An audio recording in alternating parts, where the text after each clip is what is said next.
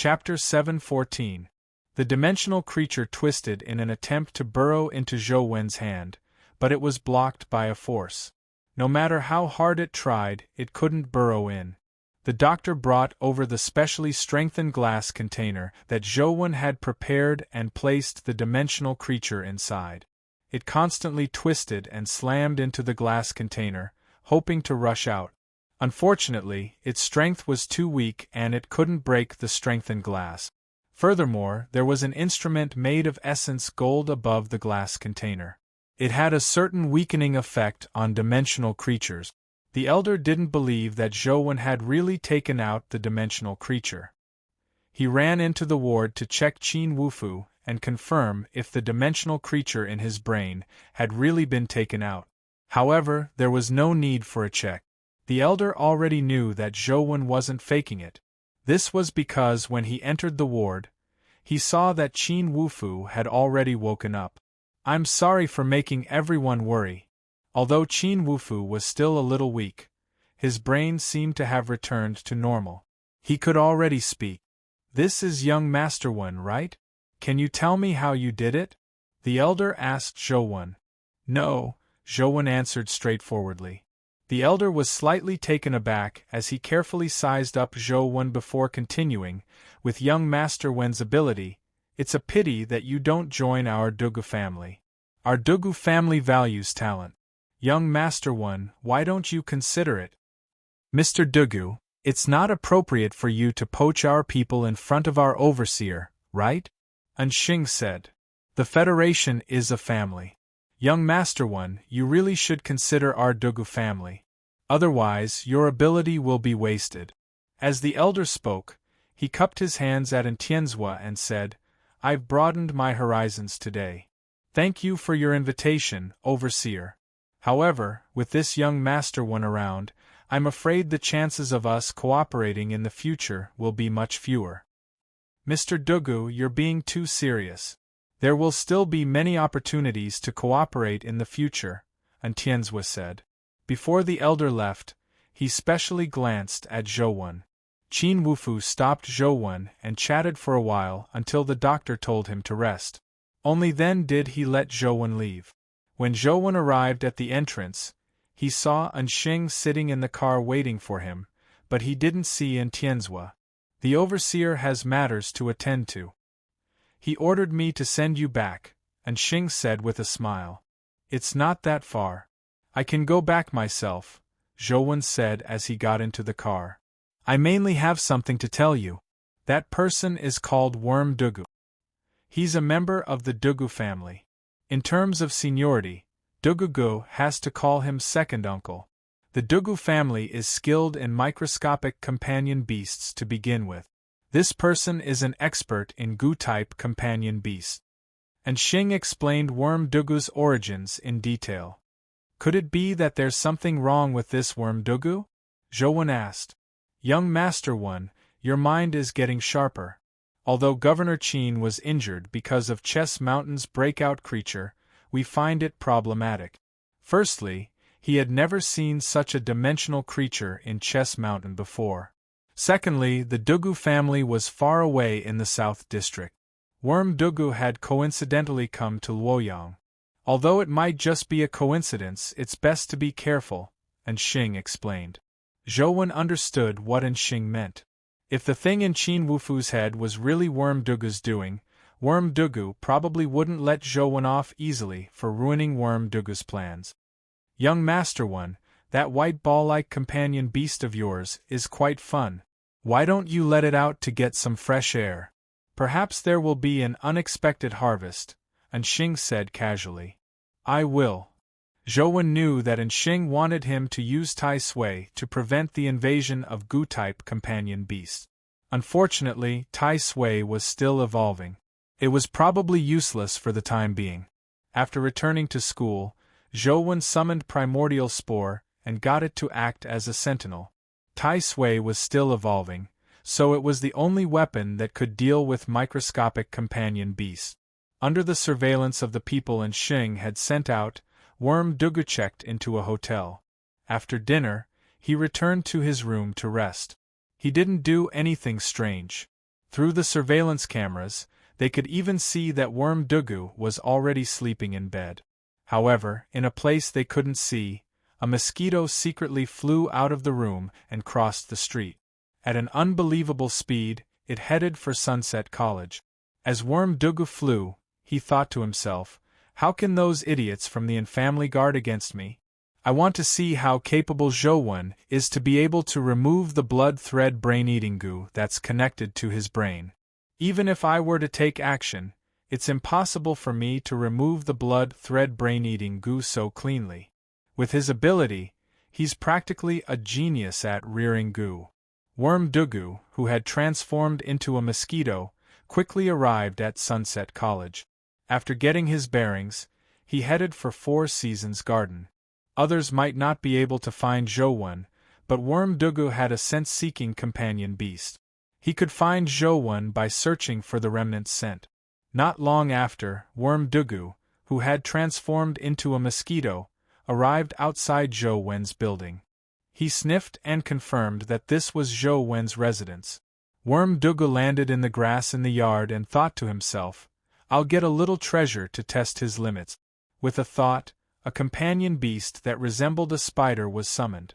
The spider was only the size of a fingernail and was gray. If one didn't pay attention, they wouldn't be able to see it. The spider accepted Worm Dugu's order and crawled towards Zhou building. It crawled in through the crack in the door, looking very relaxed. Worm Dugu wanted to use the spider companion beast's perspective to take a look at the situation in the building. He wanted to pick up a strand of hair or skin before proceeding with the next step of his plan. However, just as the spider entered the dorm, Worm Dugu suddenly felt the spider companion beast lose contact with him before he saw anything. He's indeed prepared. However, if he thinks that he can defend against me just because he's prepared, he's underestimating our Dugu family. Worm Dugu didn't seem surprised. With a thought, he summoned some companion beast. This time, it wasn't a spider, but an even smaller bug. It was like a black sesame seed. It was so small that it was almost indiscernible, and there were many of them. Under Worm Dugu's control, the black sesame-like flying insects flew into the dorm through the cracks in the door and windows. Although these 100+ black blood goo of mine are only at the legendary stage, they will enter the blood the moment they see it. As long as they are bitten, they will rapidly reproduce in the blood. Only I can cure them. I want to see if you have the ability to get these black blood goo out, Worm Dugu thought. Chapter 7:15. However, very quickly, Worm Dugu's expression turned nasty. After the tiny black blood goo entered the dormitory, they lost contact with them one after another. Worm Dugu originally believed that with more than 100 black blood goo, even if a portion of them were discovered, there would definitely be many lurking in. Just one would be enough. However, to his surprise, by the time Worm Dugu realized that something was amiss, more than 100 black blood goo were almost wiped out. He didn't even know who killed the black blood goo. In the dormitory, a golden chick flew around. As long as a goo crawled in, it would eat it. No goo could enter alive. Worm Dugu refused to believe it. He released his companion beasts one after another, trying his best to invade Zhou dormitory. However, no matter what companion beasts he released, they would immediately lose contact the moment they entered Zhou building. It was like a rock sinking into the sea. "I don't believe that you can even kill my magical hair goo." Worm Dugu had sacrificed so many companion beasts, but he refused to believe in heresy. He wanted to fight Zhou and win. Unbeknownst to him, Zhou had no idea what was happening in the dormitory. He was lying in his bedroom on the second floor grinding.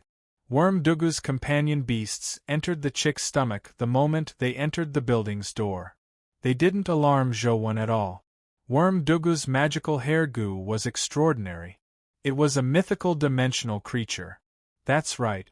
It was a real dimensional creature, not a companion beast. What was truly impressive about the Dugu family was that they could tame dimensional creatures. Companion beasts were secondary. This magical hair goo was a dimensional creature that Worm Dugu had tamed himself. He had spent a lot of effort and nearly lost his life to subdue and tame the magical hair goo. This magical hair goo was a mythical dimensional creature. Its abilities were very special. As long as it came into contact with the enemy's body, it could parasitize the hair and use the power of the hair for its own use. It could control the hair to grow backward, allowing the hair to grow into the brain and body, taking root in the brain and flesh. How terrifying was that? The hair absorbed the body's nutrients, and in the end, the entire body's flesh and blood were sucked dry.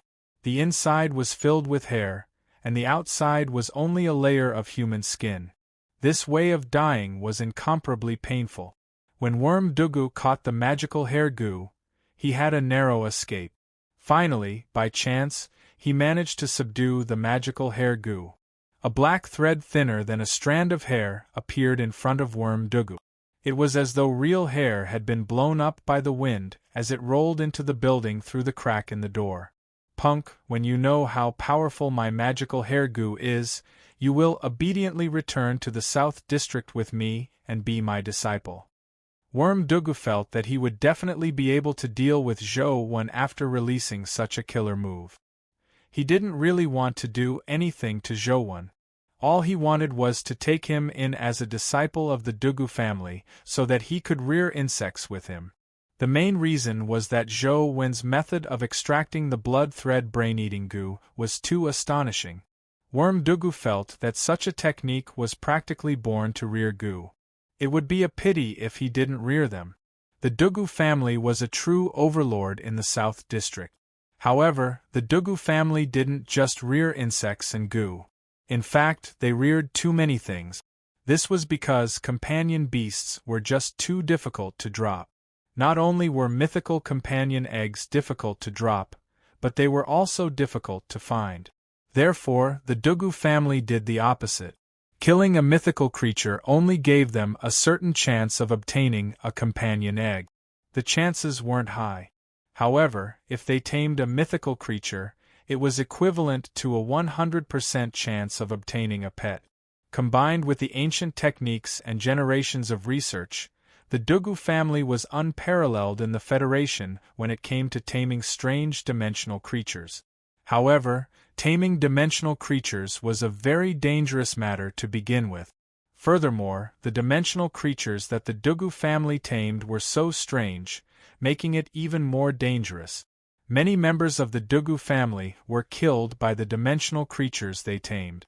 In Worm Dugu's opinion, Zhou Wen's ability was born to tame goo, so he wanted to get him into the Dugu family. Of course, if he wanted to enter the Dugu family to learn how to tame dimensional creatures, he had to first plant a goo on Zhou Wen. This was to prevent Zhou Wen from learning the Dugu family's abilities in the future and dealing with the Dugu family. However, Worm Dugu never expected that all the companion beasts he had brought in would die for no apparent reason. Only then did he release his most precious magical hair goo. When it comes to playing with bugs, I, Worm Dugu, am the ancestor. Worm Dugu was thinking about what he should do when Zhou Wen's black hair grew messy, and he begged him in tears. He wanted to know what he should do to show the might of the Dugu family. The moment the magical hair goo entered the building, it was discovered by the chick. However, this time, it didn't immediately fly over. It stood on the table and watched as the magical hair goo rolled towards the stairs on the second floor. It seemed somewhat hesitant. Just as the magical hair goo was about to roll to the side of the stairs, the chick finally moved. Like a golden bolt of lightning, it landed in front of the bedroom door and opened its mouth to peck at the magical hair goo. It raised its neck and swallowed it. The magical hair goo twisted in the chick's stomach, but a golden flame burned in its stomach, gradually melting the magical hair goo. Worm Dugu, who was on the grass outside, suddenly spat out a mouthful of blood. His mosquito body instantly returned to his original form. His face was terrifyingly pale as he wore a look of disbelief. Impossible! The magical hair goo is almost indestructible. It reproduces once it enters the flesh. How can this be? Worm Dugu's face was pale as he broke out into a cold sweat. He had reared bugs for so many years, but this was the first time he had encountered such a terrifying opponent. He could even easily kill the magical hair goo. Could this Zhou Wen really be my nemesis? He can even easily kill the magical hair goo. It's probably easy for him to take my life. If I had known this would happen, I shouldn't have come. The more Worm Dugu thought about it, the more terrified he became. He gritted his teeth, got up from the ground and knocked on Zhou Wen's door. Zhou Wen was grinding when he heard the doorbell ring. He imagined that it was a classmate, but when he opened the door, he saw an old man standing at the door. It was Worm Dugu. Zhou Wen was secretly on guard. Could it be as Xing said? Worm Dugu has come to settle scores? Just as Zhou Wen was thinking about how to deal with Worm Dugu suddenly bowed at Zhou Wen. Young Master Wen, it's all my fault. I was blind. I shouldn't have offended you. According to the rules of our Dugu family, I've lost this match. Feel free to deal with me. If you want to kill me, I'm at your disposal. Zhou Wen was puzzled when he heard that. He had indeed been guarding against Worm Dugu, but he didn't discover anything entering his room. What was Worm Dugu talking about? Chapter 7:16. Do you know how you lost? Zhou Wen asked Worm Dugu. He had no idea what had happened, so he wanted to figure things out first. When Worm Dugu heard Zhou Wen's words, he misunderstood and said bitterly, Young Master Wen, you are indeed brilliant. I used the blood-sucking spider, black blood goo, and 7 other miniature companion beasts. Each was smaller than the last, but none of them could escape your notice. All the companion beasts were killed by you. In the end, I had no choice but to use the magical hair goo. I originally thought that I could use the magical hair goo to teach you a lesson, but I never expected that I would be the one being taught a lesson. Why did you attack me? Zhou Wen asked again. Worm Dugu blushed and stammered. I saw your technique at the hospital and felt that you were more suitable to learn my art of rearing worms. Therefore, I wanted to get you to the South District to learn how to rear worms from me. You mean that you want to take me in as your disciple? Zhou Wen asked Worm Dugu in a daze. Worm Dugu's face turned red. Young Master Wen, I'm really sorry. I've embarrassed myself. Only today did I realize that there's always someone better out there. Ignoring the fact that you are my disciple, I'm not even worthy of being your disciple. If you want to kill me, just say the word. It won't dirty your hands. Does the dimensional creature in Governor Qin's brain have anything to do with you? Zhou Wen asked directly. Worm Dugu immediately said with a serious expression, Absolutely not.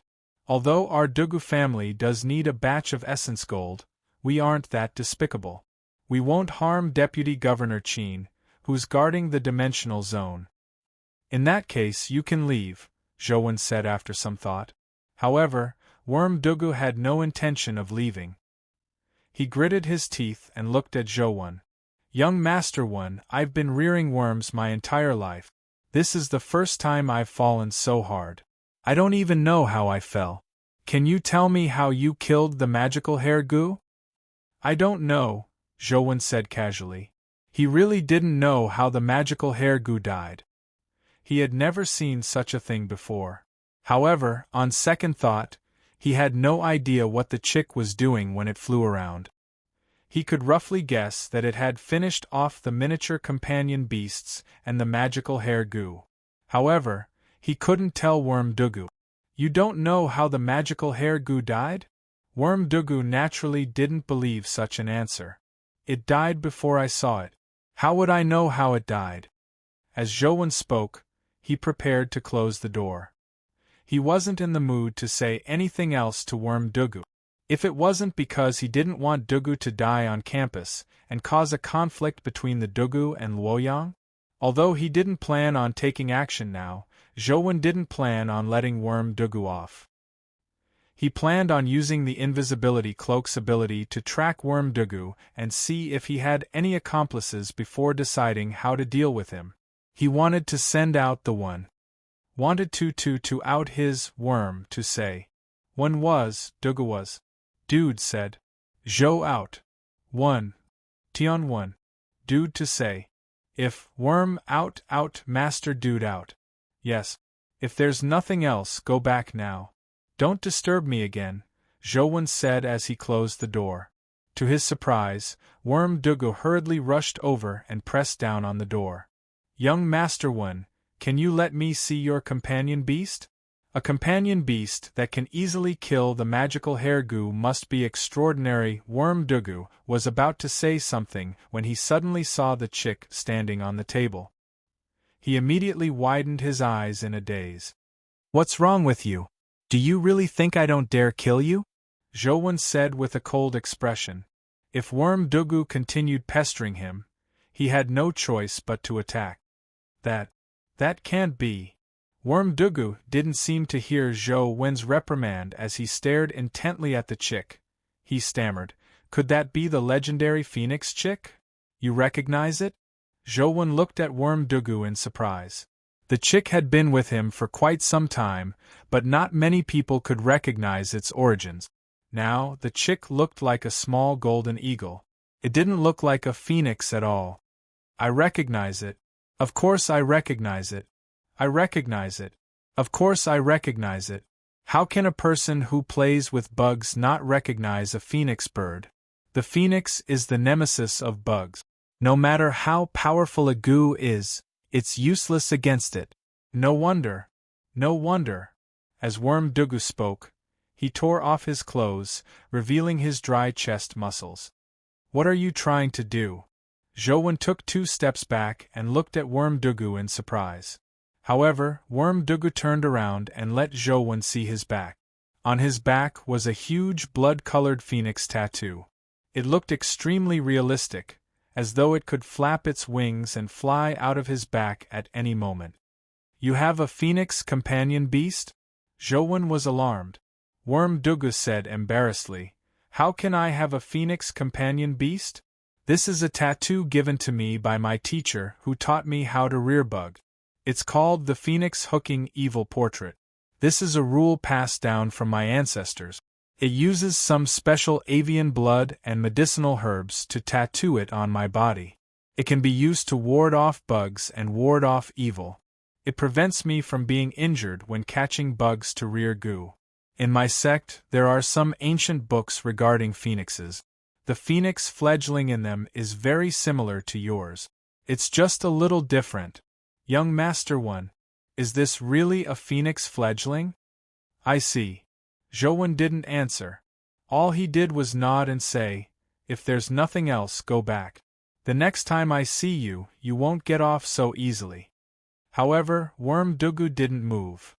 He said to Zhouwen in a fawning manner, Young Master One, do you need someone to run errands by your side? Why don't I be your assistant? I don't need an assistant, Zhouwen said with a frown. That's right. Typically, men find young ladies to be their assistants. Then, how about I acknowledge you as my master? Worm Dugu's eyes darted around as he suddenly said unexpectedly, How old are you?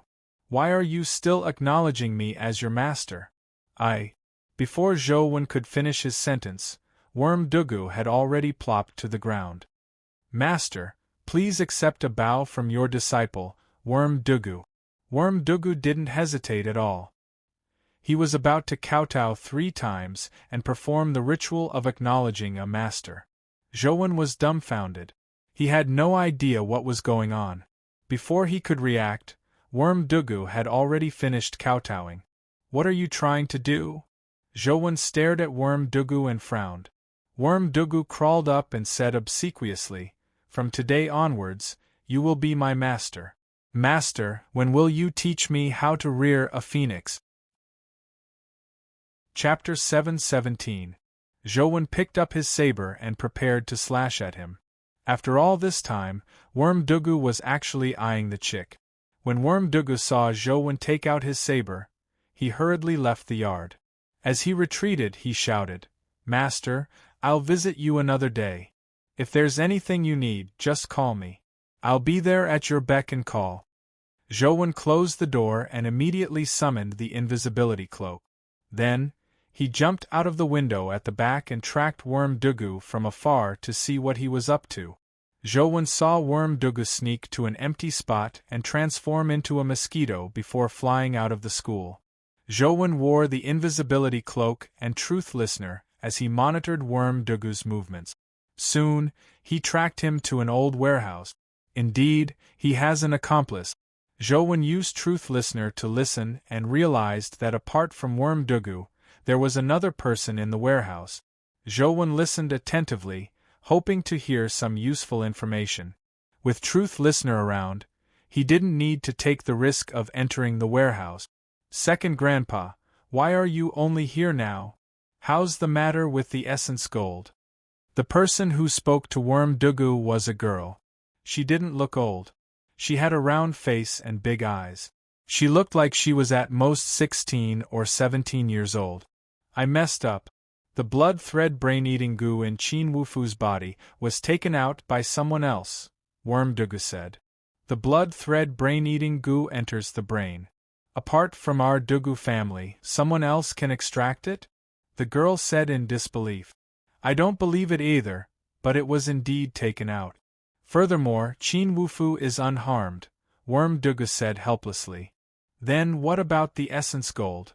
Will the family be willing to sell us so much refined essence gold? The girl said worriedly. Probably not, Worm Dugu said with a smile. However, don't worry. Even without using essence gold, I've already thought of a way to capture the myriad poison goo king. Second Grandpa, didn't you already try it last time? Even the magical hair goo was helpless against the myriad poison goo king and was almost destroyed. Do you have any more powerful goo? The girl looked at Worm Dugu in disbelief. Worm Dugu chuckled and said, I don't, but I just became a disciple of a master. If I can get his help, I'll definitely be able to capture that myriad poison goo king. Second Grandpa, didn't you say that the masters you had in the past are all dead? Where did this master come from? The little girl's face was filled with confusion. Didn't I just say that this master was just acknowledged? He has a phoenix fledgling. With the help of the phoenix fledgling, there's no need to forge an essence gold worm nurturing furnace. We can still capture the myriad poison goo king, said Worm Dugu. Then, Second Grandpa, hurry up and ask your new master for help, the girl said. Ahem, there's no hurry. Worm Dugu knew very well that it wasn't that easy to get Zhou to bring the phoenix fledgling to help him capture the myriad poison goo king.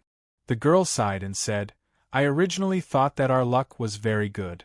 We happened to encounter Qin Wufu's brain being invaded by the blood thread brain-eating goo. I thought that we could exchange for enough essence gold, but I never expected that we wouldn't even obtain any essence gold. I wonder when we will be able to capture the myriad poison goo king. Mir, don't worry. With Second Grandpa around, I guarantee that I'll help you obtain the myriad poison valley's goo king. Furthermore, other than me, no one else has the ability to take the goo king away. Don't worry. Worm Dugu changed the topic and said, play in Luoyang for a few days. When I return to the South District, I'll naturally look for you. Don't run around. Don't leave Luoyang City, understand? Got it, Second Grandpa. Mir agreed seriously. After thinking for a moment, Honey asked, Second Grandpa, do you want me to visit your master? Second Grandpa, what should I call your master? There's no need. You don't have to worry about this matter. Worm Dugu sent me away and muttered to himself, I wonder if there's a second phoenix fledgling. The chances of there being a second one are very low. Even if there is one, I'm afraid it won't be that easy to obtain. I should think of a way to get Master to follow me to the Myriad Poison Valley, but how can I move him? From the looks of it, I have to think of a solution. Zhou listened outside for a long time, but all he heard was them talking about goo. He didn't eavesdrop on any plans. From Mi's tone, Qin Wufu's injuries didn't seem to have anything to do with him. Although I don't know if the chick is a real phoenix, it does seem to be able to restrain those goo-type dimensional creatures. If I were to go to the South District in the future, I have to bring it along, Zhou thought to himself. After Worm Dugu left the dilapidated warehouse, he returned to the hotel and didn't come out again. Zhou eavesdropped for a long time, but he didn't hear any useful information. Finally, he gave up monitoring Worm Dugu and returned to his dorm. The invisibility cloak's ability is really useful. Even if I walk on the streets during the day, I don't need to worry about being seen. Even if I don't use the Wheel of Destiny, invisibility is enough under normal circumstances. Zhou thought about how he could use the invisibility cloak to do something big. While the dimensional zones haven't been completely unbanned, I should download some game dungeons first. I'll download the famous dimensional zones first. I wonder which dimensional zones Primordial Immortal Sword, Origin Realm King, and Death of the Underworld Companion Beasts came from. After some thought, Zhou decided to start with the nearest dimensional zones. The famous dimensional zones that are relatively close to Luoyang should be the Xia family's dimensional zones, right? Zhou checked the information and quickly made a decision. He planned on making a trip to the Xia family's territory. The Xia family controlled many mysterious dimensional zones. There were a few places that Zhou had always wanted to visit. One of the most famous dimensional zones was called Ancient Sword Tomb. It was said that there were many legendary swords there. The Xia family's old hero had once obtained a mythical sword-type companion egg from the Ancient Sword Tomb. He had used this sword to dominate the world. However, that was decades ago. The Xia family had controlled the Ancient Sword Tomb for so long. They definitely didn't just have a mythical companion beast sword. They definitely had something else. Zhou suspected that the demonic sword that Xia Xianyue had snatched back by demonic neonate came from the Ancient Sword Tomb. After I'm done with the Xia family, I'll visit all the 6 families and download the dimensional zones they control into game dungeons. When that happens, I can grind any companion beast I want. There's no need to take risk. Zhou did as he said. He planned on informing and Sheng before setting off for the Xia family. This time, Zhou didn't dare leave the chick and antelope behind. He was mainly afraid that the Dugu family would target the chick. Although the possibility of it being stolen was very low with the antelope around, Zhou still planned on taking them with him to prevent any accidents. Chapter 7:18.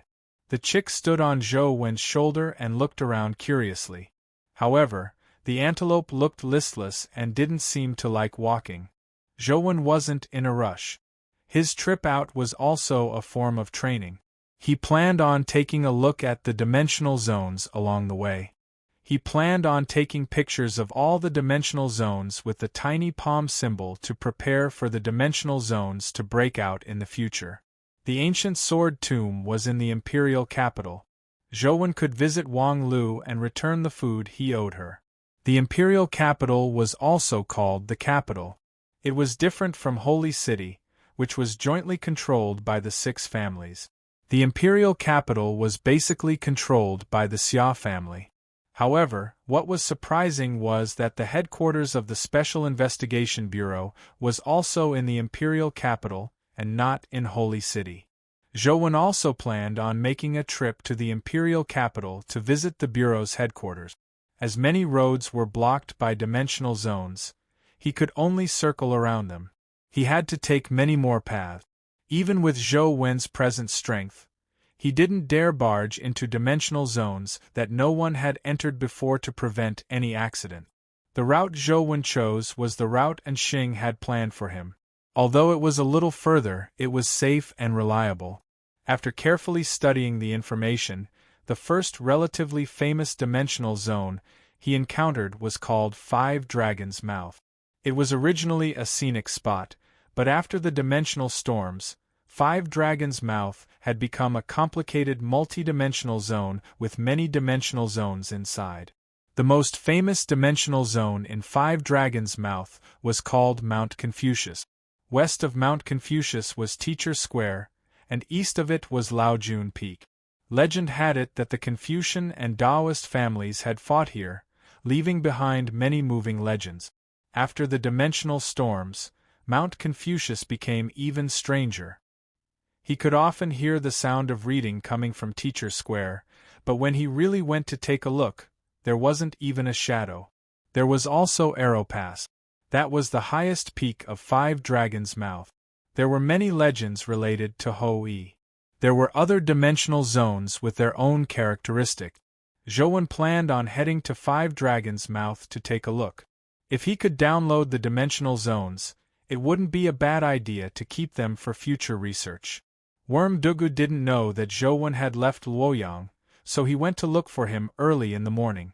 "Master, are you awake? I'm here to pay my respects to you. When are you free? Teach me how to rear a phoenix." In order to learn the method to rear a phoenix, Worm Dugu didn't care about his reputation at all. He called him master and disciple. "Why are you making a fuss so early in the morning?" Li Xian walked out of Zhou Wen's dorm. Before Zhou Wen left, he got Li Xian to take away all the food in the fridge to prevent it from spoiling. "Who are you? Where's my master?" Worm Dugu glared at Li Xian. "How would I know who your master is?" Li Xian sized up Worm Dugu. He saw that the old man was already in his 70s or 80s, but he still had a master. "You walked out of my master's dorm, and you still say that you don't know who my master is?" Worm Dugu said. "Zhou Wen is your master?" Li Xian widened his mouth as he sized up Worm Dugu in disbelief. Zhou Wen was only 17 or 18 years old. How could he have such an old disciple? "That's right. Zhou Wen is my master. Has he woken up?" Worm Dugu said matter-of-factly. "Zhou Wen is your master, so as Zhou Wen's classmate, wouldn't I be your martial uncle? Disciple-nephew, there's no need to shout. Zhou Wen has gone out. He's not on campus," Li Xian joked. Worm Dugu narrowed his eyes. He had acknowledged Zhou Wen as his master because he wanted to learn how to rear phoenixes from him. It didn't mean that others could make fun of him. "Sure. That depends on whether you have the fortune to be my uncle master." Worm Dugu remained calm as he secretly released a black blood goo to teach Li Xian a lesson. However, when the black blood goo crawled to Li Xian's side, it suddenly stopped moving. It sprawled on the ground and trembled. No matter how Worm Dugu urged it, the black blood goo didn't dare approach Li Xian. Worm Dugu was slightly taken aback. He had never encountered such a situation. He summoned a few more goo, but as long as they approached Li Xian, they would immediately shrink into a ball in fear, not daring to touch his body. Worm Dugu's face was filled with surprise as he thought to himself, "What's going on? Why are my goo afraid of him? Could it be that he also has a phoenix?" As Zhou Wen advanced, he didn't encounter any danger. Along the way, he saw a convoy of companion beasts transporting goods. As it was becoming more and more difficult for cars to travel, many transportation companies chose to use companion beasts to transport goods. After successfully arriving at Five Dragons' Mouth, Zhou Wen walked along the mountain path, hoping to find the tiny palm symbol. After searching for a long time, he didn't see it. Instead, he saw many people fighting a monkey-type dimensional creature. The monkey was muscular and had a relatively short tail. It looked rather ferocious. Zhou Wen took a look at the information and learned that this dimensional creature was called a macaque. It was a rather common dimensional creature in Five Dragons' Mouth. There were many of them, and they were typically at the mortal stage. Occasionally, one could see a legendary Monkey King. Legend had it that the macaques here had the bloodline of the Monkey King, but he didn't know if it was true. The Macaque King's combat strength was considered rather powerful among legendary creatures. Furthermore, the Macaque King companion beast's companion form was very special, so it was rather valuable. The nearby legendary creatures would often come here to hunt the Macaque King, hoping to gain something. Zhou Wen wasn't interested in hunting the Macaque King. He was only searching for the tiny palm symbol. Suddenly, Zhouwen heard a strange voice coming from a nearby mountain. It sounded like a child reading a textbook when he was young. The ending was dragged out and sounded strange. However, the voices were clearly not the voices of children. They were the voices of adults. Zhouwen looked at the source of the voice and then at the map. He immediately knew that it was the legendary Teacher Square. The legends are true. There's actually the sound of reading in Teacher Square during the day. Zhouwen's interest was piqued as he walked towards Teacher Square, hoping to see what was so special about it. However, when Zhouwen arrived at Teacher Square and saw the scene in front of him, he couldn't help but be taken aback. He saw that there were many people sitting on Teacher Square. They were all shaking their heads as they read. It turned out that the voice Zhouwen had heard wasn't a phenomenon, but that someone was really reading here. These people were engrossed in reading. They shook their heads and read loudly, as though they were primary school students who were seriously memorizing the text. They were also like the scholars of ancient times. Their voices were especially charming, and the ending was especially long. Could it be that there's some reading activity here? Zhouwen thought to himself as he arrived at Teacher Square. However, just as he stepped onto Teacher Square, he couldn't help but open his mouth and let out the same voice as those people. He actually began reading with them, but he had never heard of the content that Zhouwen was reading. There's something odd here. Zhouwen was alarmed. Chapter 719. Zhouwen couldn't help but sit down and become one of them. He began reciting with them. The cadence of Zhouwen's recitation made him feel as though he was very familiar with it, but he had no idea what he was reciting. Thankfully, the mysterious power of Teacher Square wasn't harmful. It only made him sit there and read. Nothing further happened. Zhouwen wasn't in a hurry to escape the control of the mysterious power. He wanted to figure out what the mysterious power wanted. There were already more than 100 people sitting on the huge Teacher Square. They looked like they were all cultivators. Zhouwen felt that it wasn't a coincidence that they were here.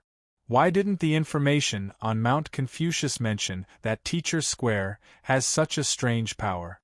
As Zhouwen recited, he studied the content he had recited. The content was very obscure and difficult to understand. The grammar and words were very different from modern people. It was clearly an ancient article.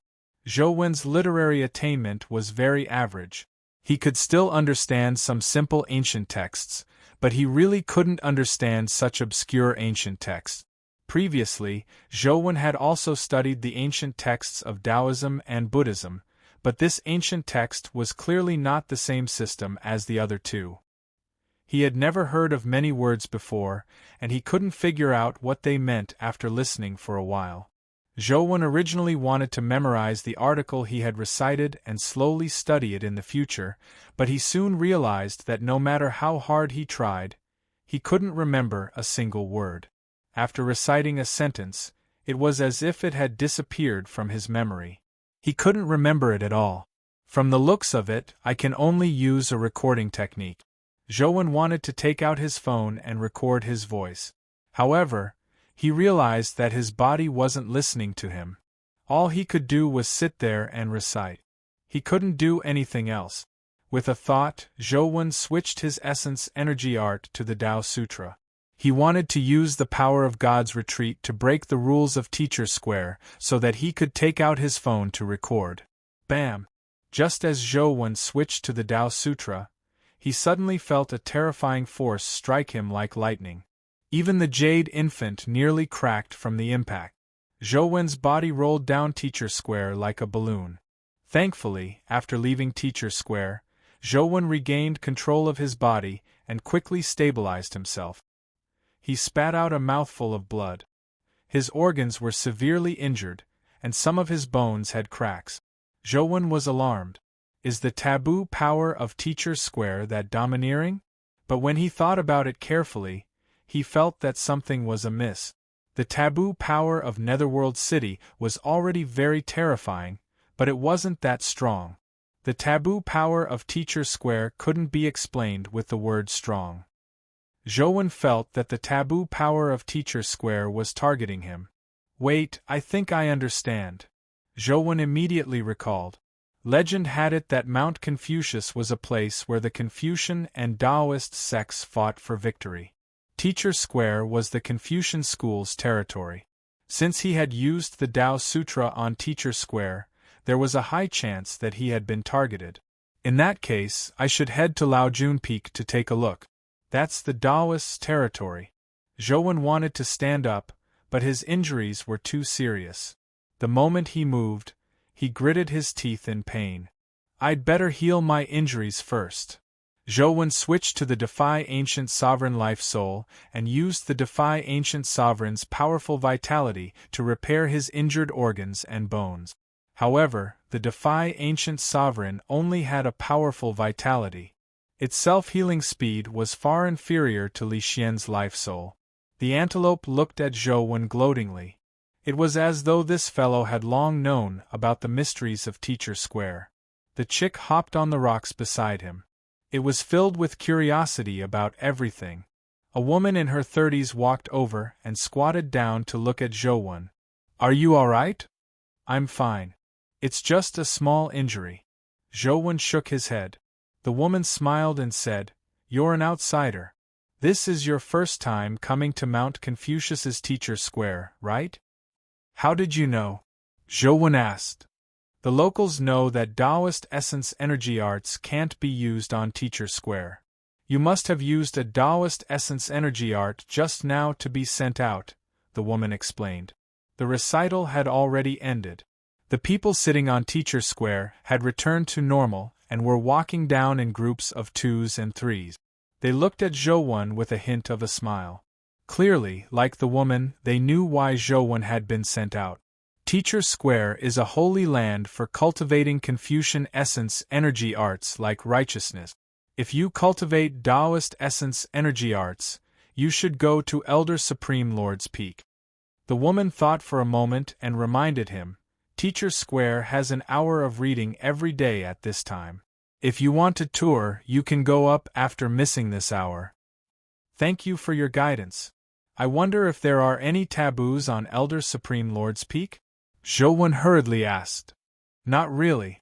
There are Taoist books on Elder Supreme Lord's Peak, but it's all about self-enlightenment. No force will force you. The woman sized up Zhou and said, Your injuries don't seem light. Do you want me to take you to the hospital? There's no need. I'll be fine after resting for a while. Zhou hurriedly thanked the woman for her kindness. After the woman left, Zhou sat there to recuperate. However, his injuries were too serious. He waited until the next day when the woman and many people who cultivated Confucian essence energy arts came to Teacher Square again. Zhou's injuries hadn't completely healed. Why are you still here? Are you really fine? The woman asked Zhou in surprise. Typically speaking, even if someone was sent flying, they wouldn't be too seriously injured. It's fine, it's fine. I just saw the scenery here and wanted to rest here, Zhou said with a smile. Ordinary people wouldn't be so seriously injured, but not only had Zhou used a Tao Sutra, but he had also used God's retreat to break through the taboo power of Teacher Square. That was why he was so seriously injured. When the woman saw that Zhou's expression was much better than yesterday, she didn't say anything else. Like the others, she went to Teacher Square and sat down. Not long after, Zhou heard the familiar sound of reading again. Those people basically came to Teacher Square to study every day. Zhou chatted with the woman a few times and knew that others called her Sister Gui. According to Sister Gui, studying on Teacher Square was twice the result with half the effort when cultivating Confucian essence energy art. However, there were very few people who cultivated Confucian essence energy arts now. Therefore, the people who came to Teacher Square every day were basically acquaintances. They had long known each other. After more than 2 days, Zhou finally recovered from his injuries. However, his injuries were secondary. The main thing was that the Jade Infant's injuries had only fully recovered now. After recovering, the Jade Infant gave Zhou a strange feeling as though it was about to break through. Could it be that injuries helped the Jade infant's breakthrough? A thought surfaced in Zhou Wen's mind. Chapter 720. Zhou Wen decided to give it another try. God's retreat had already reached its peak. Even in Netherworld City, it couldn't continue improving. If the power of Teacher Square could really allow God's retreat to advance to a perfect body, this would be Zhou Wen's first perfect body life soul. It was time for reading on Teacher Square again. Zhou Wen gritted his teeth and walked towards Teacher Square.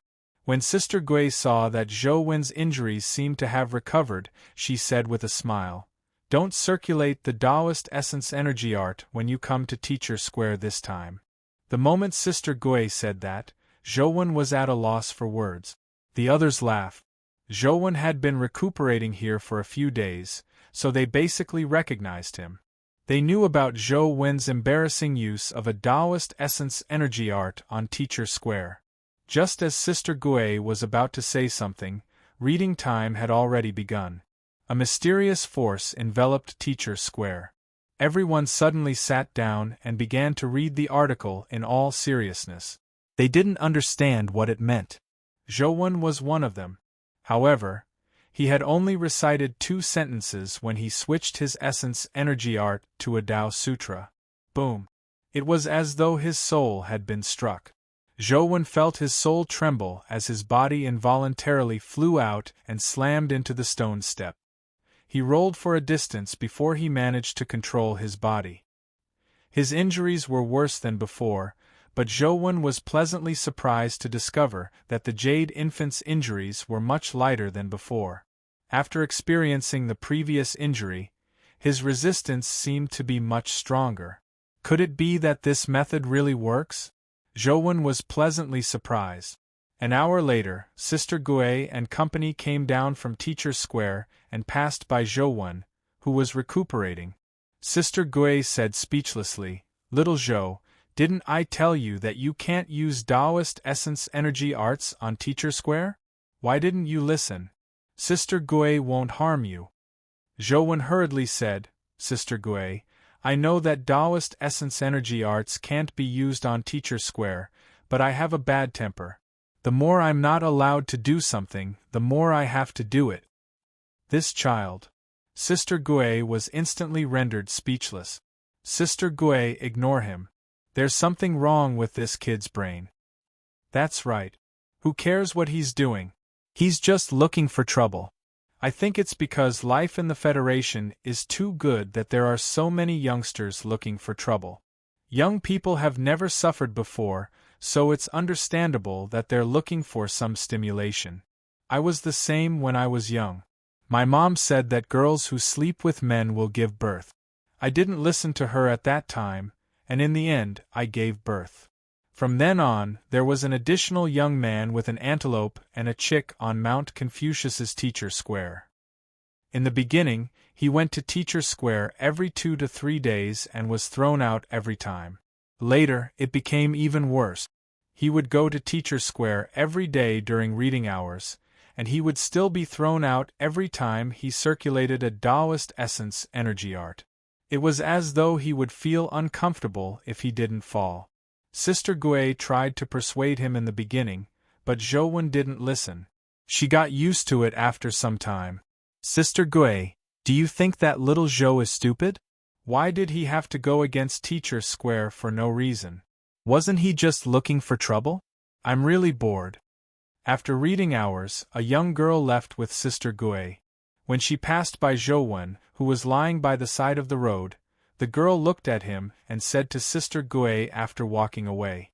Sister Gui smiled and said, "How is little Zhou stupid? He's such a good lad. I think he must have his reasons for doing so." "What reason can there be? I think he's just too bored."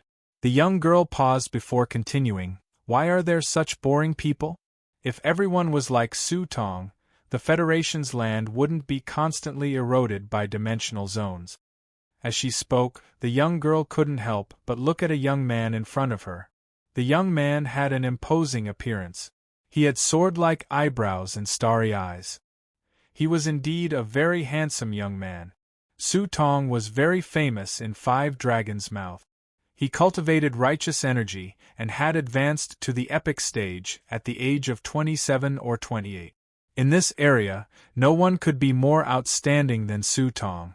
It wasn't difficult to understand why Su Tong could win the girl's admiration.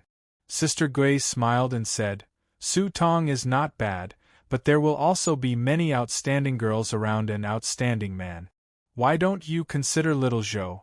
I think that lad isn't bad. He looks rather delicate and pretty. He's about the same age as you.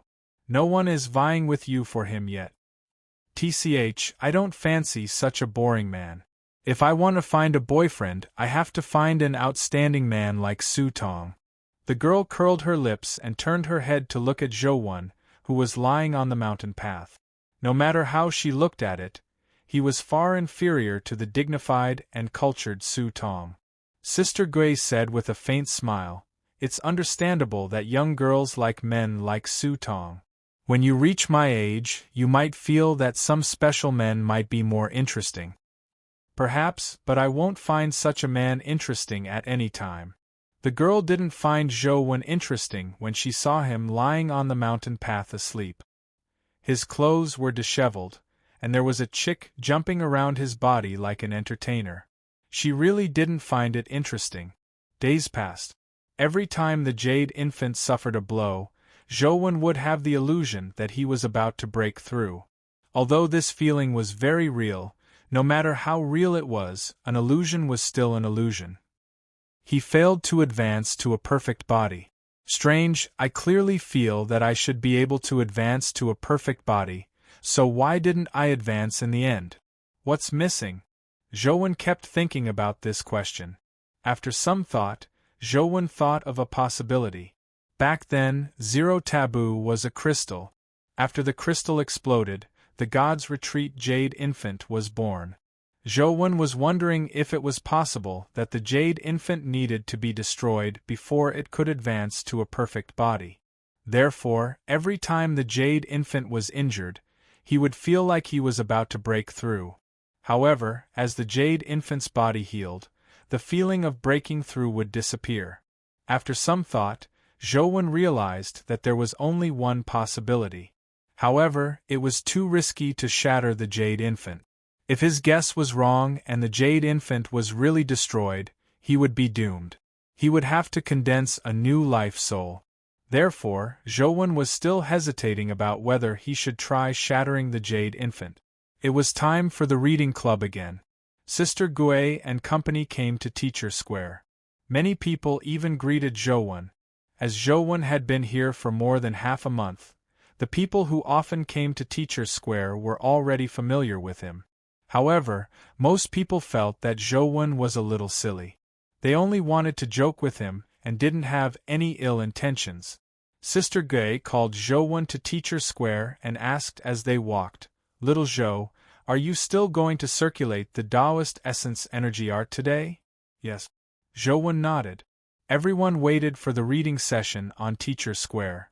Zhou wasn't in the mood to chat, but Sister Gui and the girl beside her chatted a lot.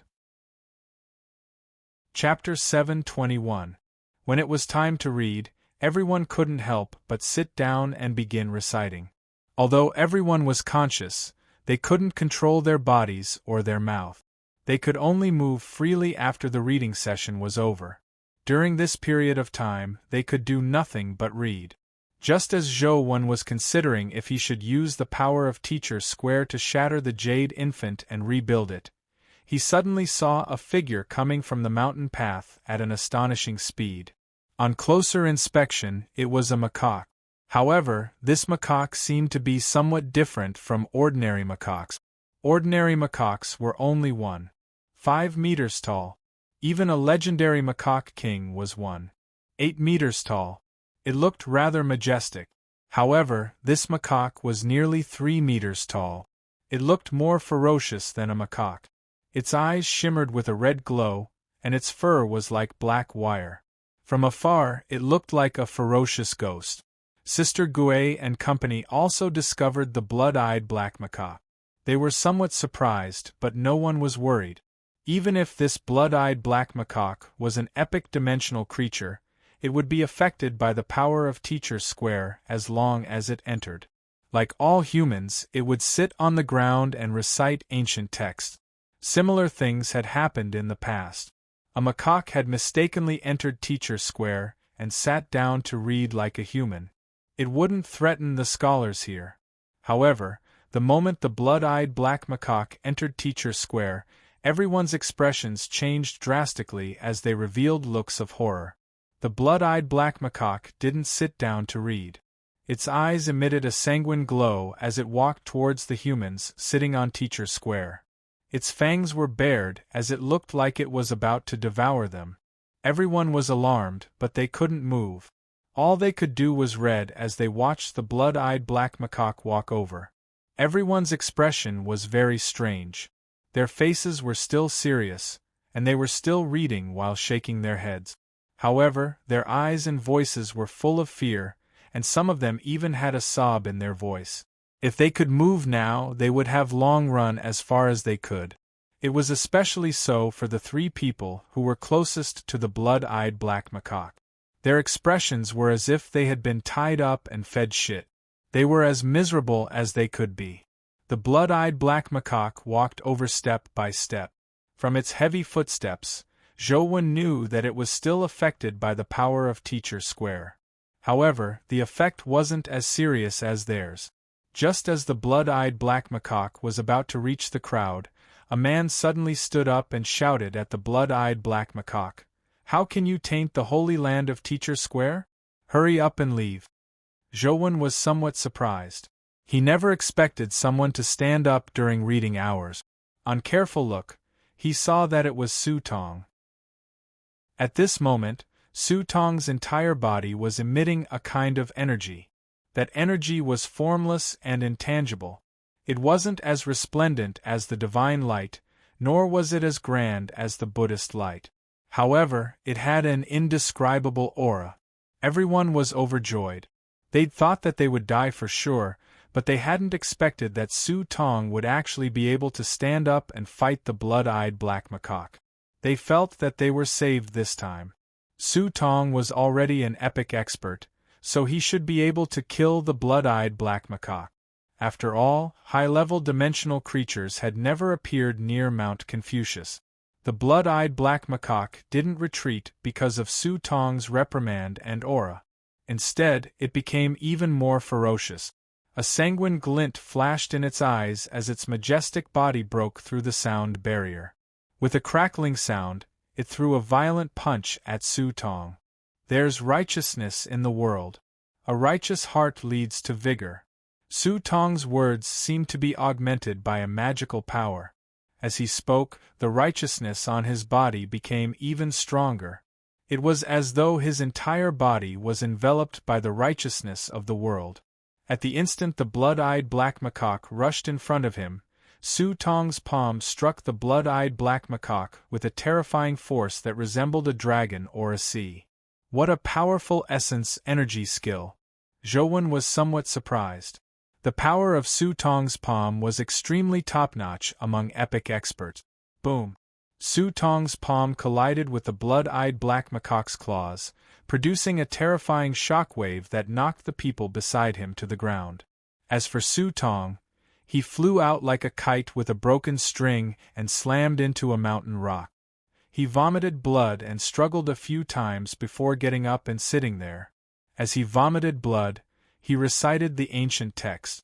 Everyone's hearts chilled. To them, Su Tong was already an invincible existence since he could forcefully resist the power of Teacher's Square. However, such a powerful Su Tong had been severely injured by the blood-eyed black macaque, causing him to lose the ability to resist the mysterious power of Teacher's Square. No matter how serious his injuries were, he had to sit there and recite. Everyone was horrified, but all they could do was sit there and recite. Words and words could no longer describe their current feelings. The blood-eyed black macaque roared and stretched out its claws to grab a person in front of it. Its nails were as sharp as daggers, and if one were to be scratched by it, there would probably be 5 bloody holes in one's head. Zhou frowned slightly. He couldn't use companion beasts on Teacher's Square. Even his essence, energy, art, and body were suppressed, preventing him from summoning companion beasts. What are those two guys looking at outside? Why aren't they coming to help? Zhouwen realized that the antelope and chick were standing on a distant mountain path. They were looking over, but they had no intention of coming over to help. It was as though they were watching a show. Zhouwen couldn't help but curse inwardly. I've raised you for so long for nothing. You're still watching the show. Don't you know that people will die? It's fine if others die, but I'm still here. Won't I die with them later? That's not right. They all cultivate Confucian essence energy arts, but I'm different. I can switch Tao Sutras and be sent out by the power of Teacher Square. With a thought, Zhouwen didn't hesitate to switch Tao Sutras. Zhouwen originally wanted to think of a way to save them after leaving, but he realized that Sister Gui and company were too close to the blood-eyed black macaque. By the time he returned, it would probably be too late. Forget it. Anyway, I originally planned on trying to see if the Jade Infant can be rebuilt after destruction. I'll give it a try now. The instant Zhouwen switched to his Tao body, he unleashed the Jade Infant's power with all his might. Boom! The terrifying power on Teacher Square struck Zhouwen like divine lightning from the 9 heavens. The Jade Infant suffered an incomparably terrifying taboo power. Zhouwen sat on the ground motionlessly as he forcefully withstood the terrifying taboo power. Taking advantage of the moment his body could move, he drew his saber and slashed at the blood-eyed black macaque. Everyone was already in despair. The person who bore the brunt of the attack had already closed his eyes in resignation. However, a blood-colored saber beam suddenly flashed. The blood-eyed black macaque's body was split into 2 as it fell to the sides. Chapter 722. Seeing the blood-eyed black macaque die, everyone felt as though they had escaped from death. They were still in disbelief. Even Su Tong wasn't a match for the blood-eyed black macaque, who could split it into 2 with one strike. Their heads couldn't move, but their eyes could move. Everyone looked in the direction of the saber beam and saw Zhouwen sitting on the ground with a saber in his hand. The blade had already been sheathed. It's him. The girl sitting beside Sister Gui was taken aback.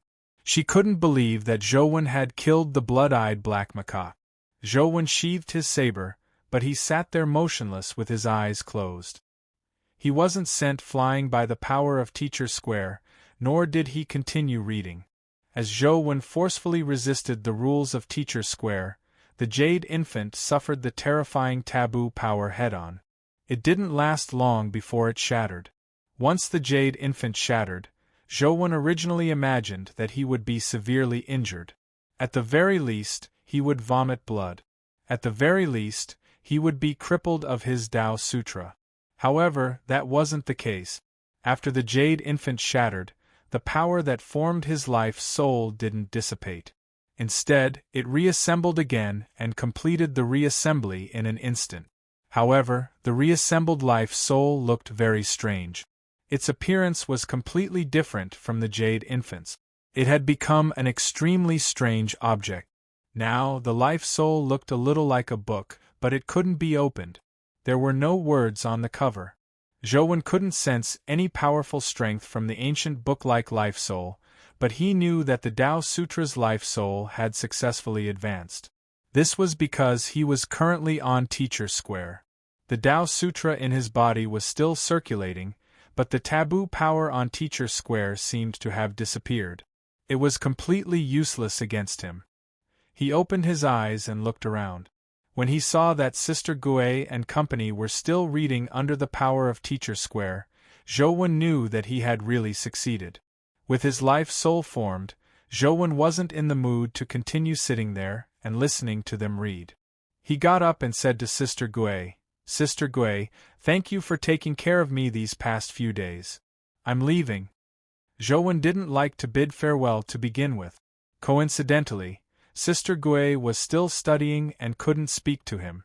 Zhouwen waved at Sister Gui before turning around and walking out of Teacher Square.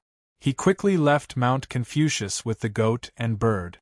When everyone saw that Zhou Wen could come and go freely on Teacher Square without being affected by its power, they were convinced that the person who had killed the blood-eyed black macaque was Zhou Wen.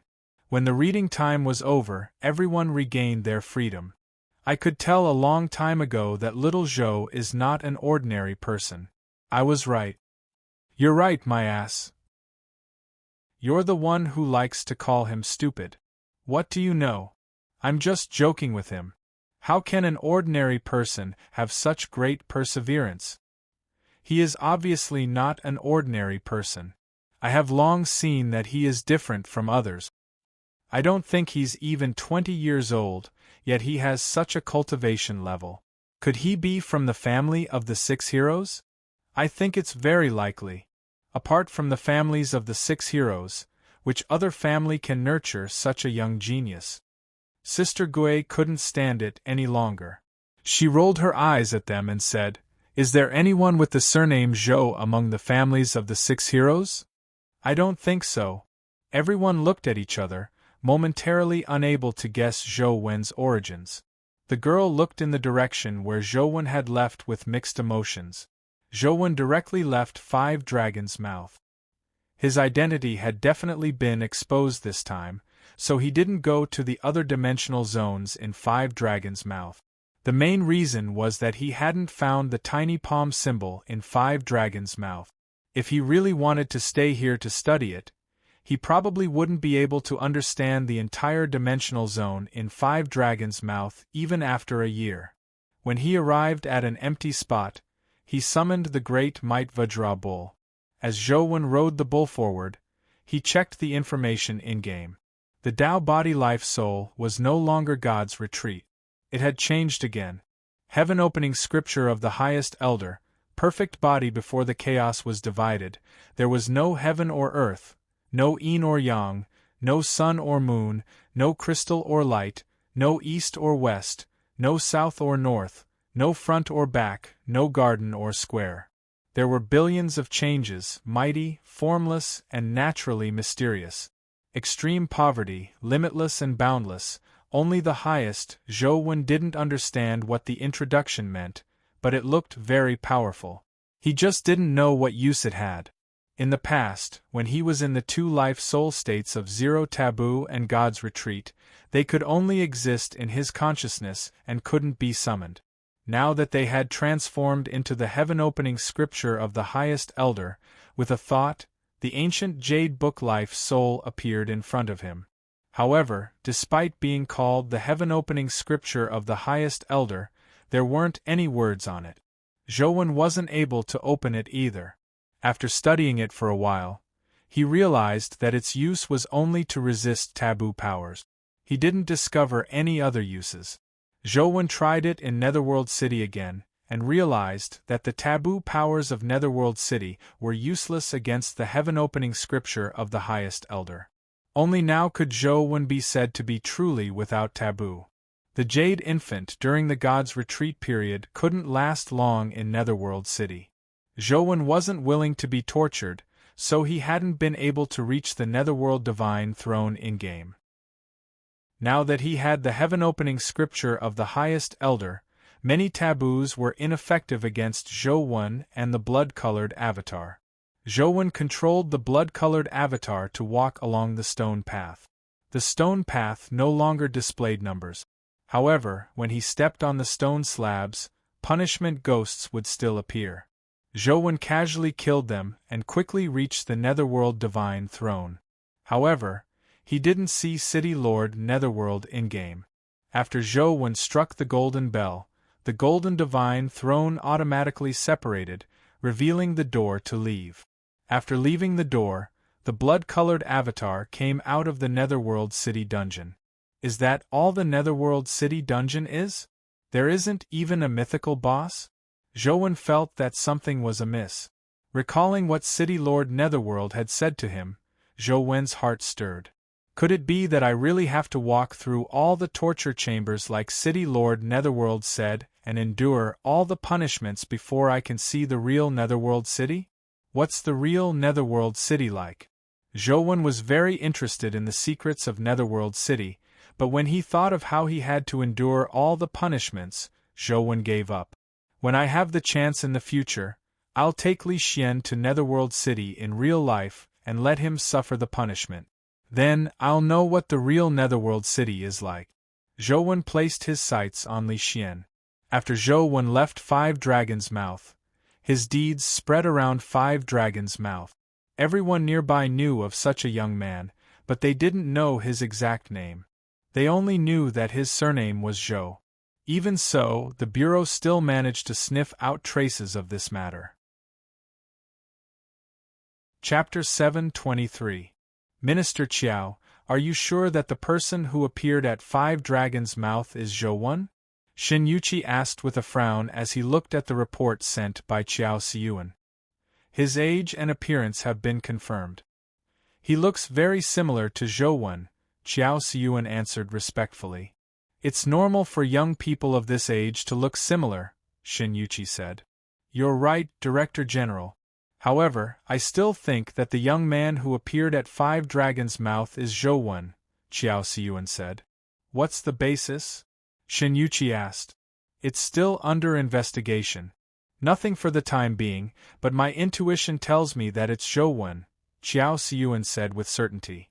Shin Yuqi wasn't angry at Qiao Siyuan's seemingly irresponsible words. In fact, in their line of work, intuition was sometimes very accurate.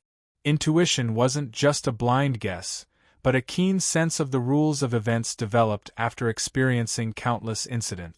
If that young man is Zhou, why do you think he went to Five Dragons' Mouth? Where is his next target? Shin Yuqi said after some thought. According to the intelligence, Zhou has been seen around Luoyang from time to time recently. However, I think this should be a smokescreen set up by the Yin family to cover for Zhou. According to this inference, Zhou's goal doesn't seem to be as simple as staying at Five Dragons' Mouth for a period of time. Qiao Siyuan paused for a moment before continuing. I'm guessing that Zhou won't return to Luoyang next. According to his current route, he should be heading north. I think it's very likely that he will come to the imperial capital. There are so many cities in the north. How do you know that he will definitely come to the imperial capital? Shin Yuqi frowned. I don't have any evidence yet, but it's best to make some preparations for such matters, Qiao Siyuan said. That's true. However, Zhou has already matured. Even without the Yin family's protection, it won't be easy to touch him, Shin Yuqi said after some thought. Why don't you discuss it with the Xia family? Perhaps they are also interested in Zhou, Qiao Siyuan said. Shin Yuqi naturally understood what Qiao Siyuan was referring to. He glanced at Qiao Siyuan and said meaningfully, Then make a trip to the Xia family for me and tell them about this. Yes, sir. Qiao Siyuan ordered. After Qiao Siyuan left, the woman whom Shin Yuqi addressed as Button walked out. As Shin Yuqi looked at the documents, he said, What do you think? Qiao Siyuan seems to pay more attention to Zhou than to Wang Mingyuan's other disciples, Button said. Qiao Siyuan seems to be paying more attention to one than Wang's other disciples, Button said. I don't know. I've investigated him. Just as you said, this person is too simple. His life seems to be nothing but work. He had no obvious hobbies, no wife, no children, no relatives or friends, not even a lover. He doesn't eat, drink, or gamble. It's hard to imagine how he did it at his age and status, Button said. Maybe he's a workaholic, Shin Yuqi said. Qiu Yi is Siyuan's one is a Qiu Qiu. Chi. Yuqi Yuqi. Siyuan 1. Then why do you think Qiao Siyuan mentioned the Xia family?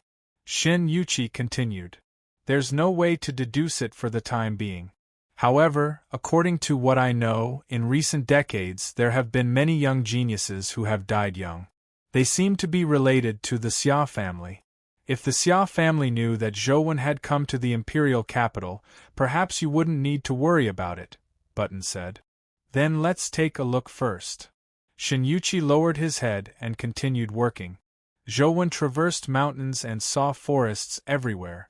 Although the dimensional storms had brought a huge disaster to humanity, Earth had been revitalized. It wasn't like before, where there were buildings made of steel and concrete everywhere. What are you doing? It's not that way. We're going this way. When they reached a fork, Zhou should have taken the left, but the antelope actually walked to the right. The antelope didn't care. It bit the corner of Zhou shirt and walked to the right, forcing him to follow. What's there? Why do you have to walk this way? Zhou found it odd. In the past, although the antelope was very willful and cold, it had never interfered with Zhou actions. This time, the antelope had taken the initiative to get him to change directions. This left Zhou somewhat puzzled. The antelope didn't answer as it continued walking ahead, as though it hadn't heard Zhou. If Zhou stopped and didn't leave, it would come over and pull him back, preventing him from turning back. Zhou studied the map. There was originally a road on the right, but because there were too many dimensional zones and many breakout creatures had appeared, it had been abandoned due to the danger. Zhou felt that there was definitely something going on, but he was somewhat curious. He wanted to know what the antelope was up to, so he followed behind it. However, Zhou summoned Six-Winged to prevent any accidents. He hadn't drawn the substitute talisman yet. When he had the time, Zhou had drawn quite a number, but unfortunately, he hadn't succeeded. The success rate of the substitute talisman was just too low. The originally wide road had many branches and roots on it due to the invasion of plants on both sides. There were also green vines crawling all over it. The trees on both sides of the road were extremely tall. The treetops were squeezed together, making it difficult for Zhou to see the sunlight. Walking on the road felt no different from walking in the forest.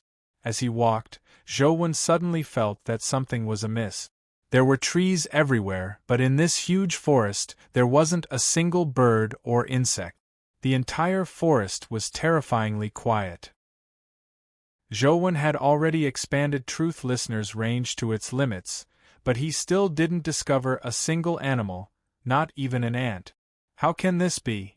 Zhou couldn't help but frown slightly as he secretly became vigilant. However, the antelope remained oblivious as it continued walking ahead. The chick stood on Zhou's shoulder and looked around curiously. "Where are you going?" Zhou asked the antelope in front of him. The antelope couldn't speak at all. Even if it could, it had no intention of answering Zhou. Just as Zhou was hesitating if he should continue following it, the antelope suddenly left the road and burrowed into the grass beside him. The grass was dense, and there were many vines coiled together. After the antelope burrowed in, it immediately disappeared. Thankfully, Zhou had Truth Listener and could see the situation in the grass clearly. After the antelope burrowed into the grass, it kept walking in and soon arrived at an empty space. The empty space was rather strange. There were dense plants all around, but there was a small area that was barren. It was as though it had been sprayed with a powerful herbicide.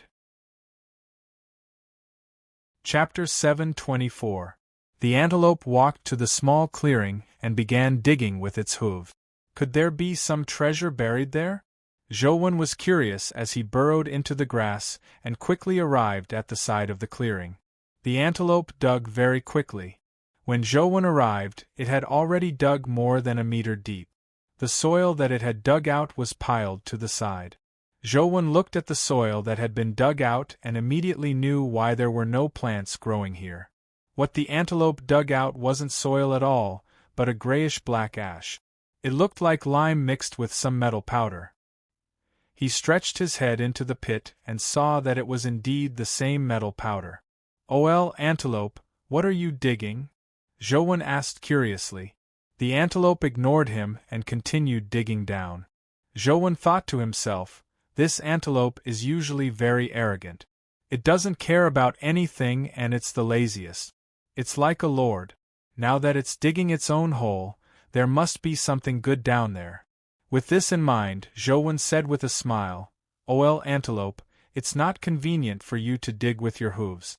Why don't I help you dig? If there's anything good down there, why don't you split it with me?" The antelope glanced at him and thought for a moment before raising its front hooves and gesturing at Zhouwen. Zhouwen was confused as he thought to himself, "You only have one hoof and no fingers. What's the meaning of gesturing at me?" Seeing that he didn't understand, the antelope used its hoof to write the word 20%.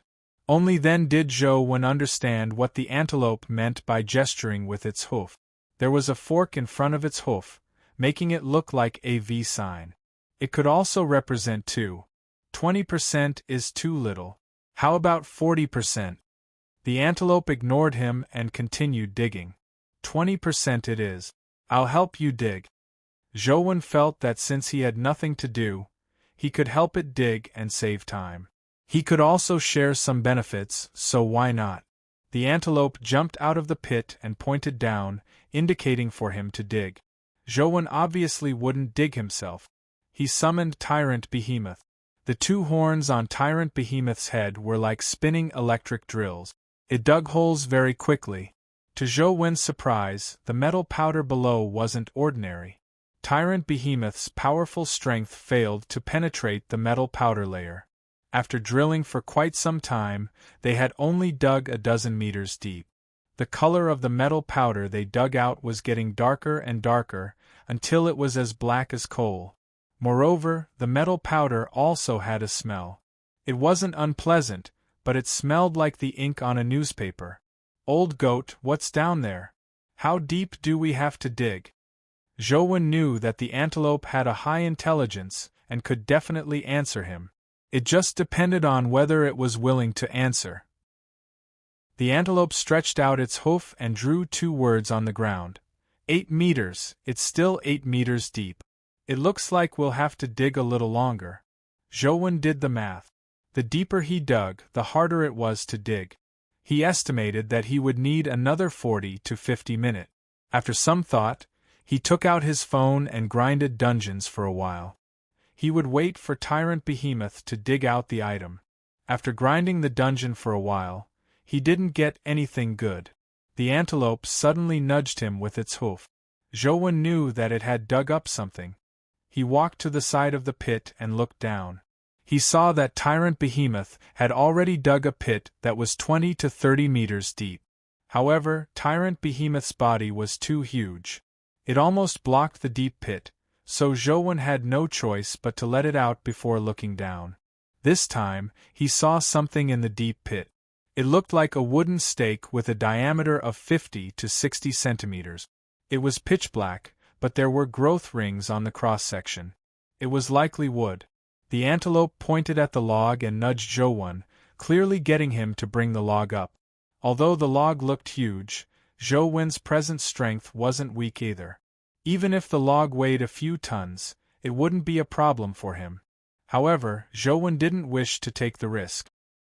He got Tyrant Behemoth to go down and pull out the wooden stake. Tyrant Behemoth hugged the wooden stake with its claws and pulled with all its might. The wooden stake didn't pull out directly. It only moved a little and rose 10 to 20 centimeters. Tyrant Behemoth pulled it up bit by bit, revealing more and more of the wooden stake.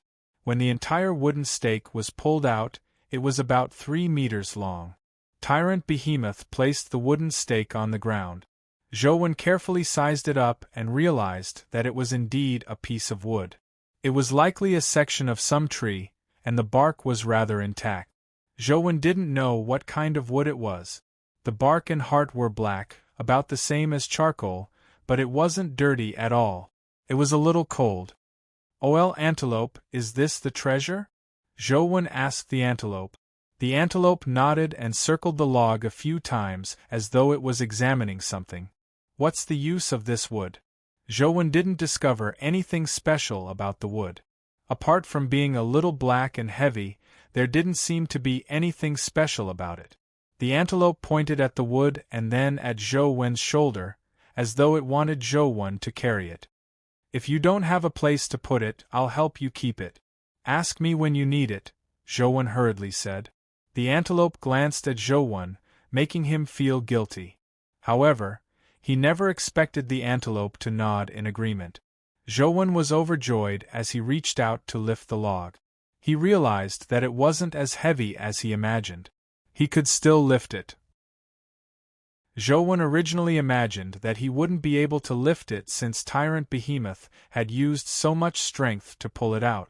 Opening the chaos space, Zhou placed the large piece of wood inside. "OL Antelope, what's the use of that piece of wood? Tell me." Zhou wanted to get some information from the antelope. Otherwise, even if the entire piece of wood landed in his pocket, it would be useless just leaving it there. The antelope ignored him and crawled out of the grass. Then, it returned the way it came. Clearly, it had come to dig up the piece of wood and had no intention of disturbing Zhou Wen's route. After returning to the fork, Zhou Wen walked in the right direction and continued heading for the imperial capital. After walking for a while, Zhou Wen suddenly felt something amiss. He felt uncomfortable, but he couldn't tell what was wrong. Am I overthinking things? Zhou Wen used Truth Listener to carefully inspect his surroundings, but he didn't find anything wrong. After walking all the way and entering a city, Zhou Wen realized that something was amiss. This was because the people walking over, be it men or women, were looking at him strangely. Some women were even smiling at his face. What's going on? Zhou Wen was puzzled. Although he believed that he was good-looking, he wasn't to the point of being loved by everyone. Now that there was a 100% chance of them turning their heads, he felt a little creeped out. Chapter 725. Zhou Wen hurriedly found a spot with no one around and took out a mirror from the chaos space to look at his face. Zhou Wen was immediately stunned when he saw the reflection. On his originally bright and clean forehead, a pitch-black slave character had appeared. It looked as if it had been painted in ink, and it was written in a flamboyant style. It was extremely beautiful. "OL Antelope, what's going on? Are you up to no good?" Zhou Wen hurriedly rubbed it with his hand, but no matter how he rubbed it, the word seemed to seep into his flesh. Even the skin was torn, but the word was still clearly visible. OL Antelope gave a very human-like expression before using its hooves to write a line of words on the ground. "I asked you to carry it, but you didn't. Don't blame me." "Are you talking about that piece of wood?" Zhou Wen was slightly taken aback. The antelope nodded with a faint smile as it looked at the word slave on Zhou Wen's forehead with an appreciative gaze. Zhou Wen hurriedly took the piece of wood out of the chaos space and placed it on the ground. He asked the antelope with an extremely distrustful tone, "Be honest. What is this?" The antelope looked at Zhou Wen innocently, as though it was saying, "I'm just an antelope. I can't speak." Helpless against the antelope, Zhou Wen could only grit his teeth and ask, "Will the word on my forehead disappear as long as I carry it?" This time, the antelope quickly nodded as though it had been waiting for Zhou Wen to say that. Zhou Wen tried all sorts of methods, but he failed to remove the mark on his forehead. All he could do was give it a try. He raised one end of the piece of wood with both hands and carried it with his shoulder. The piece of wood was really heavy. With Zhou Wen's strength, he found it difficult to carry it. However, when Zhou Wen looked at himself in the mirror, he realized that the word slave on his forehead had really vanished. Zhou Wen placed the piece of wood on the ground and the word slave appeared again. He lifted it up and vanished again. "OL Antelope, what the hell is this? You can't expect me to carry it all the time, right?" Zhou Wen had the urge to kill the antelope, but he couldn't beat it. The antelope didn't shirk this time. It used its hooves to draw another line of words on the ground. "Go to the imperial capital and terminate the contract." "Are you saying that as long as we bring it to the imperial capital, we can terminate the contract?" Zhou Wen asked. Seeing the antelope nod, Zhou Wen asked, "Then can I put it away and bring it to the imperial capital?" Zhou Wen planned on wearing a hat to cover the word slave on his forehead. This piece of wood was really too heavy. Carrying it meant that there was nothing to do. "If you're not afraid of death, you can." The antelope wrote a few simple words. Zhou Wen immediately felt his balls ache as he thought to himself, "If I had known this would happen, I wouldn't have said such a cheap thing and wanted to split the benefits with the antelope. Suddenly, Zhouwen realized that something was amiss. With the antelope's lazy personality, it was impossible for it to dig the soil itself. It would definitely get Zhouwen to help it. However, this time, it had actually dug the soil itself. Furthermore, it had dug so slowly. Recalling the scene, Zhouwen realized that the antelope had deliberately lured him into a trap. What kind of society is this? Even a sheep would lie? Zhouwen was somewhat depressed. It was too late to say anything now. If he questioned the antelope now, not only would it be useless, but he would also make a fool of himself. Isn't it just carrying a piece of wood to the imperial capital? What's the big deal? I, Zhouwen, don't have anything else, but I have strength, Zhouwen said as he lifted the piece of wood. It's King heavy. Zhouwen took a few steps and felt his body break out into a sweat. The piece of wood was about 3 meters long and 50 to 60 centimeters in diameter. Its density and weight were about the same as steel, making Zhouwen find it taxing. After walking half a street, Zhouwen felt that this couldn't continue. He was afraid that he would die of exhaustion before he reached the imperial capital. After some thought, Zhouwen summoned the great Might Vajra bull. He carried the piece of wood and let the great Might Vajra bull carry him. This way, he could save some strength. This isn't against the rules, right? Zhouwen looked at the antelope. The antelope nodded and didn't object. Zhouwen heaved a sigh of relief and ordered the great Might Vajra bull to continue on his way. He wasn't in the mood to carry such a piece of wood. Now, all he wanted to do was rush to the imperial capital and get rid of the word slave on his forehead. That person is a fool, right? He's carrying a piece of wood while riding a bull? Doesn't he know how to place the piece of wood on the bull's back? You don't understand. He's showing off. What's there to show off? He's showing off his strength to be able to carry the huge piece of wood. He's showing off that his mount is ferocious and can carry him and the piece of wood together. Haha, that makes sense. However, no matter how I look at it, it feels a little silly. Wherever Zhouwen passed, people pointed at him as though they were looking at a fool. The number of heads turning was even higher than before. Zhouwen ignored them. All he did was urge the great Might Vajra bull to speed up, hoping to leave the city as soon as possible. If he entered the wilderness, there wouldn't be so many people watching him. Interesting. On the second floor of a coffee shop, 3 men were sitting by the window drinking coffee. One of them saw Zhouwen, who was riding the great Might Vajra bull, walk past on the street. The other 2 men also looked down the street and immediately discovered Zhouwen. One of the men's eyes suddenly lit up as he said to the other 2 men, Dugugo, Zhang Chuanxiu, why don't we use that person to make a bet to determine the ownership of that item? Tell me about it, Dugugo said expressionlessly. Zhang Chuanxiu nodded with a smile.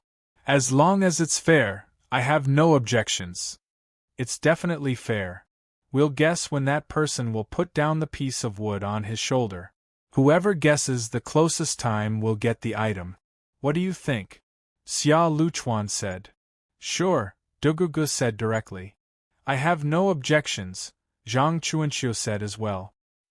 You actually didn't suspect that I found that person? Could it be that you know him? Xia Luchuan asked the 2 of them in surprise. Wang Mingyuan's disciple, the adopted son of the An family's Madame Lan. It's really difficult not to know this person now, Zhang Chuanxiu said. So he's Zhouwen. Xia Luchuan thought for a moment before smiling again. That's perfect. With a pure outsider as a gambling tool, none of us will suffer a loss. The bet will be fair and just. Don't complain even if you lose. After a pause, Xia Luchuan continued, if it were an ordinary person, they would probably put down the piece of wood very quickly after hearing so much gossip. Since he's not an ordinary person, it depends on when he plans on putting down the piece of wood to rest. I guess it won't be too long. It should be around 7 in the afternoon. What do you think? Chapter 726. It's the nearest city from here. Based on the speed of that cow, it should be able to arrive at 7 or 8 o'clock in the evening. If Zhouwen doesn't wish to sleep in the wilderness, it's very likely that he will stay there. This 7 o'clock guess makes sense, Zhang Chuanxiu said with a smile. I can't compare to you, brother Zhang. It was just a random guess, Xia Luchuan said with a smile. Then I'll make a random guess. Let's make it 7:01, Zhang Chuanxiu said in all seriousness. If you guess 7:01, then I'll guess 6:59, Dugugu also said. Hey, isn't it a little too much to bully others like this? Xia Luchuan said unhappily. Zhang Chuanxiu smiled and said, Actually, it's too easy to guess the time. Why don't we change the guessing method? What else can I guess? Xia Luchuan couldn't think of anything else to guess. Let's guess which city he wants to take the log to. What do you think? Zhang Chuanxiu said. Alright, I'll bet. I'll let you guess first this time, Xia Luchuan said. There's no need. Let's write it on paper and open it together. Zhang Chuanxiu took a piece of paper and a pen and handed it to Xia Luchuan and Dugugu. The three of them typed in their own answers and opened it together. After looking at each other's answers, the three of them looked at each other. This was because, out of the three of them, two of them wrote the imperial capital, while only Xia Luchuan wrote the capital. However, the capital and the imperial capital basically had the same meaning. It was just that the natives of the imperial capital were more used to calling it the capital. From the looks of it, I can't bet on this either, Xia Luchuan said with a smile. Why don't we make it simpler? Let's bet on whether he can reach the imperial capital alive, Dugugu said. Yes or no, there are only two answers. How should the three of us bet? Xia Luchuan said. That's simple. Reaching the imperial capital alive, reaching the imperial capital after death, and not reaching the imperial capital at all. Aren't there three answers? The time limit is 1 month, what do you think? Dugugu said. That makes sense. Who will choose first? Xia Luchuan looked at Dugugu. Since I was the one who proposed the rules, I'll be the last to choose, Dugugu said. Zhang Chuanxiu's expression was somewhat solemn. After pinching his fingers for a while, he said, If no one snatches it from me, I'll choose to go to the imperial capital after I die. I won't snatch it from you. I want him to reach the capital alive, Xia Luchuan said. Then the remaining answer belongs to me. I guess he can't reach the capital, Dugugu said. In that case, let's travel together and follow him. Let's see the outcome, Zhang Chuanxiu suggested. All right. Dugugu stood up. The trio left the coffee shop and chased after Zhouwen. Zhouwen carried the log and left the city. Although he was riding the great Might Vajra bull, carrying the log still required a lot of stamina. When he left the city, Zhouwen's forehead was already covered in sweat. His clothes were drenched. Helpless, Zhouwen could only switch to the Ancient Sovereign Sutra and fuse with the Defy Ancient Sovereign Life Soul.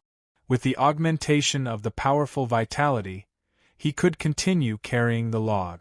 The great Might Vajra bull didn't have it easy either. Its speed was much slower and couldn't be compared to usual. It ran like an old bull dragging a cart. Not long after leaving the city and entering the mountains, the sky suddenly darkened. The sky was covered in dark clouds, and lightning bolts resembled faintly discernible divine dragons. Occasionally, ferocious figures would flash in the dark clouds. Is it going to rain heavily? Zhouwen couldn't help but frown when he heard the thunder. He stared at the thick dark clouds. Brother Dugu, Zhang Chuanxiu, and Xia Luchuan followed far behind Zhouwen. They didn't chase too closely. With Zhang Chuanxiu, who could predict, they didn't have to be afraid of losing him, nor did they need to get too close. At that moment they also saw the dark clouds and lightning that filled the sky, but they weren't as optimistic as Zhouwen. Chuanxiu, what do you think? Xia Luchuan asked as he stared at the dark clouds in the sky with a solemn expression. Zhang Chuanxiu pinched his fingers and said, It's an ominous sign. Don't try to fool me. I want to hear the truth. Xia Luchuan interrupted Zhang Chuanqiu. The truth is that a breakout creature is about to be born. Furthermore, it doesn't look too weak. It looks like you'll be busy, Zhang Chuanqiu said with a smile. Among the three of them, only Xia Luchuan needed Zhou Wen to reach the imperial capital alive before he could win the bet.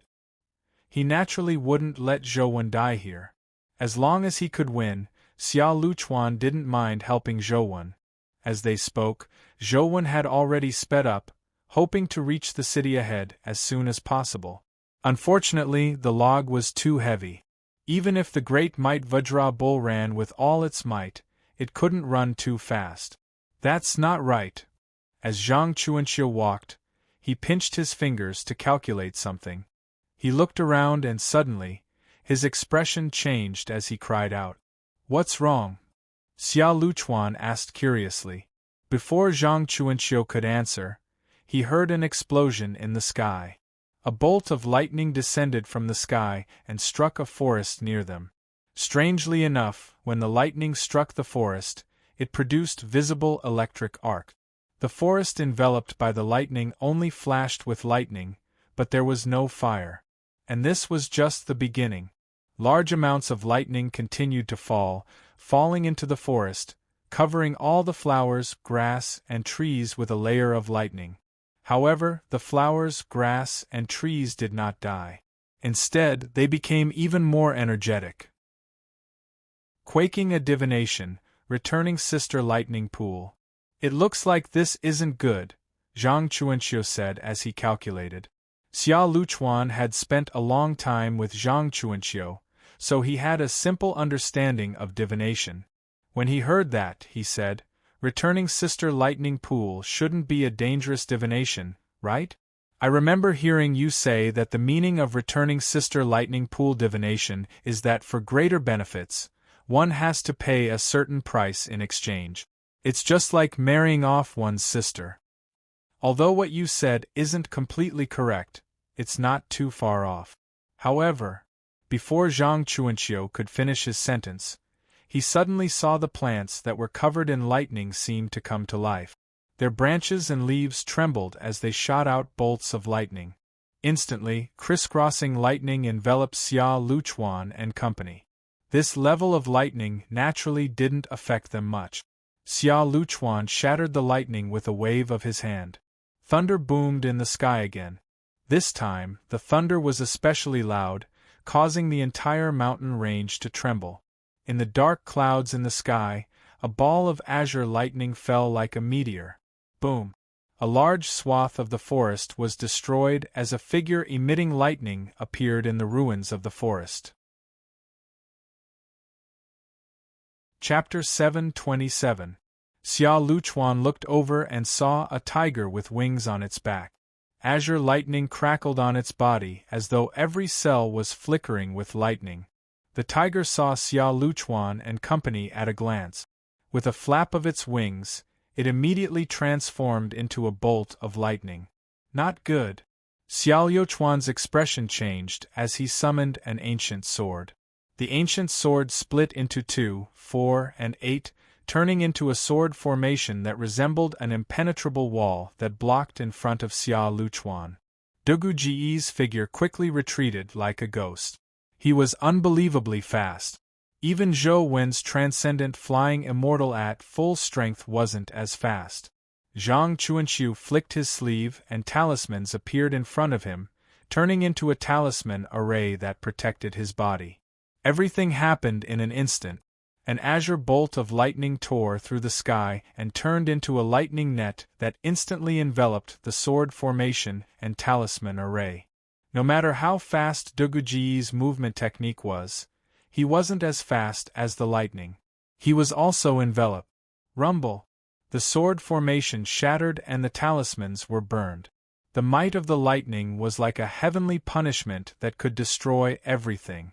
Ah! The three of them cried out tragically. Their bodies convulsed from the lightning and their hair smoked. Zhou Wen, who was carrying the log forward, looked behind him in puzzlement. He saw lightning flashing in the distant mountains as rumbling sounds echoed incessantly. He couldn't help but mutter to himself, "Why is this lightning so terrifying? Could it be that this lightning technique has mutated? From the looks of it, I should rush to the city ahead and find a place to stay." Zhou urged the great Might Vajra bull, hoping that it could run faster. However, this fellow was so tired that he was panting. He couldn't run any faster. Zhou was somewhat worried. The current dimensionalization was only limited to Earth itself and didn't involve the satellites outside. Therefore, the Federation could still ensure basic communication by using the functions of artificial satellite. If even artificial satellites were affected in the future, communication methods would be even weaker. In the distance, the sound of thunder rumbled unceasingly. One after another, lightning bolts fell from the sky. The sound of thunder was extremely frightening. Thankfully, there was no lightning around Zhou. He rushed the entire way and finally arrived at a nearby city at 6 in the afternoon. Thunder and lightning rumbled in the mountains, but the city was not as scary. It was just a little cloudy, and there was a drizzle in the air. It was not cold, and when the drizzle fell on the skin, it made people feel refreshed. This city was relatively small. After the dimensional storms, the population loss was very serious. Now, the shops on both sides of the streets were rarely open. There were very few pedestrians. Most people had probably moved to big cities. This was a good thing for Zhou.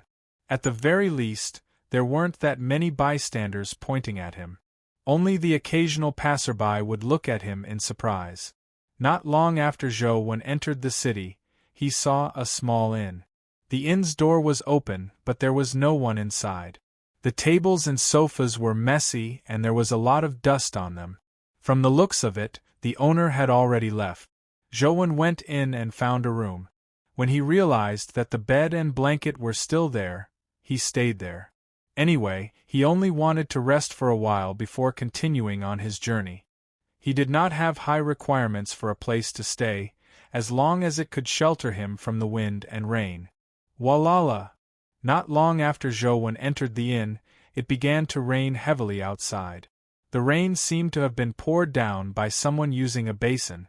In just a short while, the road was filled with rainwater. The sewers were overwhelmed. From the looks of it, I can only continue after the rain stops. Just as Zhou was about to put down the log on his shoulder, the antelope suddenly pulled him and made him look at the ground. Zhou looked down and saw a few words on the ground. It was obvious that the antelope had written them with its hooves. "Never leave the wood. Death awaits." What exactly do you want? This place is still far from the imperial capital. I can't keep carrying it, right? Zhou said gloomily. Can't you read? Don't you know that you can't leave the wood? The antelope looked at Zhou in disdain and wrote another line of words on the ground with its hooves. So that's how it is. As long as my body doesn't leave the wood, it's fine? Zhou placed the log on the ground and sat on it. His body was severely drained, so Zhou could finally heave a sigh of relief. The log was extremely heavy.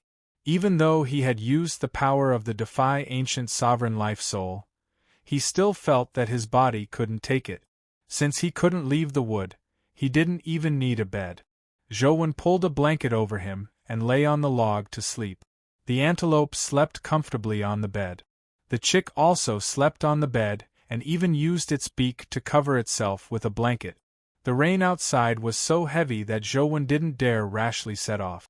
He planned on leaving after the rain stopped. The ball isn't played like that.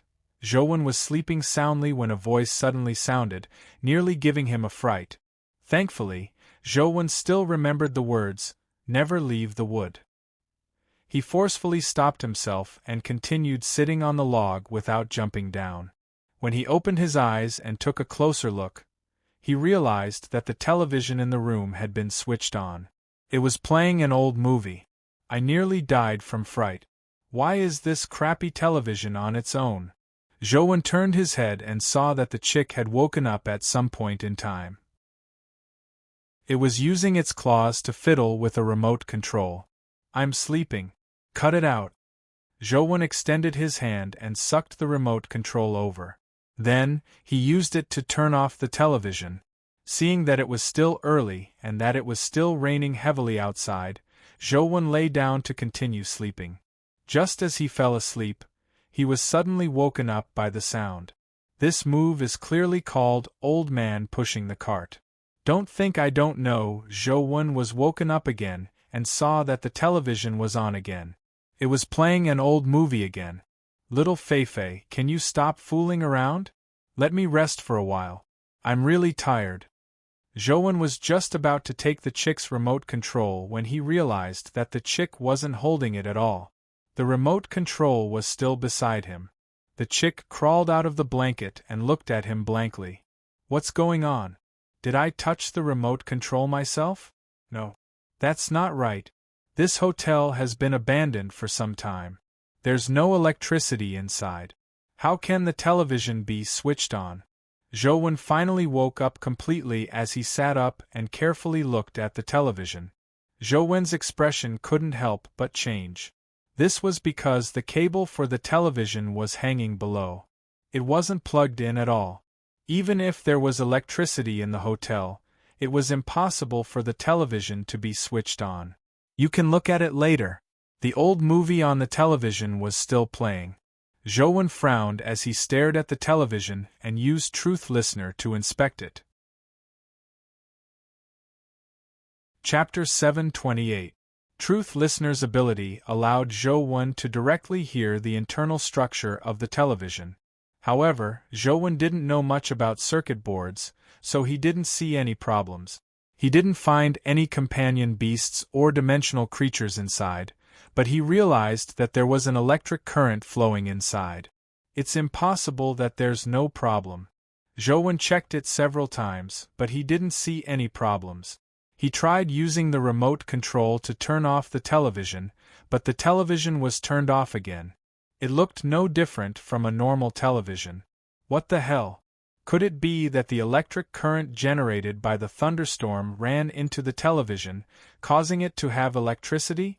Zhou studied it for a long time, but he couldn't figure out why there was electricity in the television. However, even he didn't believe this guess. I'd like to see just what exactly is playing tricks here. Zhou used Truth Listener to monitor the entire hotel and the surrounding area. Even in the heavy rain, nothing could escape his ears. Zhou sat on the log and stared at the television. Boom! After a while, thunder sounded in the sky again. It felt like the thunder was very close, as though it had exploded outside the building. Suddenly, the television lit up and began playing a movie. Cut the crap. Take off. Take off my clothes. Hey, what are you doing? Are you trying to kill me? How amazing. Even if I'm beaten to death by you, it's worth it. Zhou kept staring at the television, and Truth Listener kept monitoring all the components in the television. However, for some reason, the television suddenly had electricity. There were no suspicious signs in the hotel or outside. There were no people or dimensional creatures. Strange, could it be that the lightning outside was transmitted into the television? Zhou felt that this matter wasn't reliable. Ignoring the fact that lightning couldn't be transmitted in, even if it could, it would only damage the component. It was impossible for the television to work normally. This time, Zhou didn't switch off the television. He just sat there and watched. The television was really full of electricity. After watching for a while, it was still playing. Who can be worse than me? A person on the television asked the heavens before collapsing to the ground.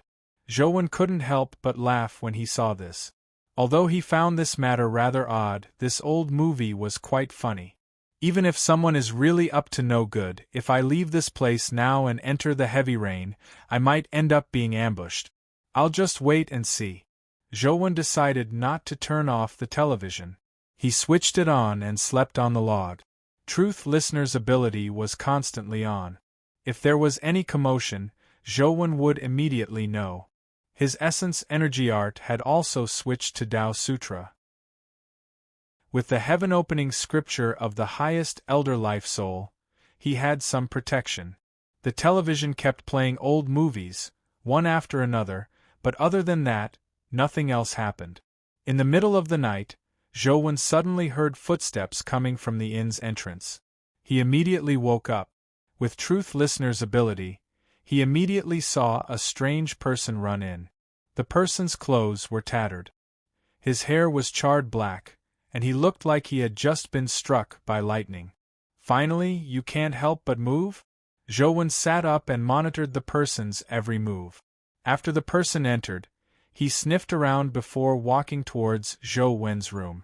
Indeed, he's here for me, Zhou thought. When the person arrived at the door, Zhou was waiting for him to see what tricks he had up his sleeve.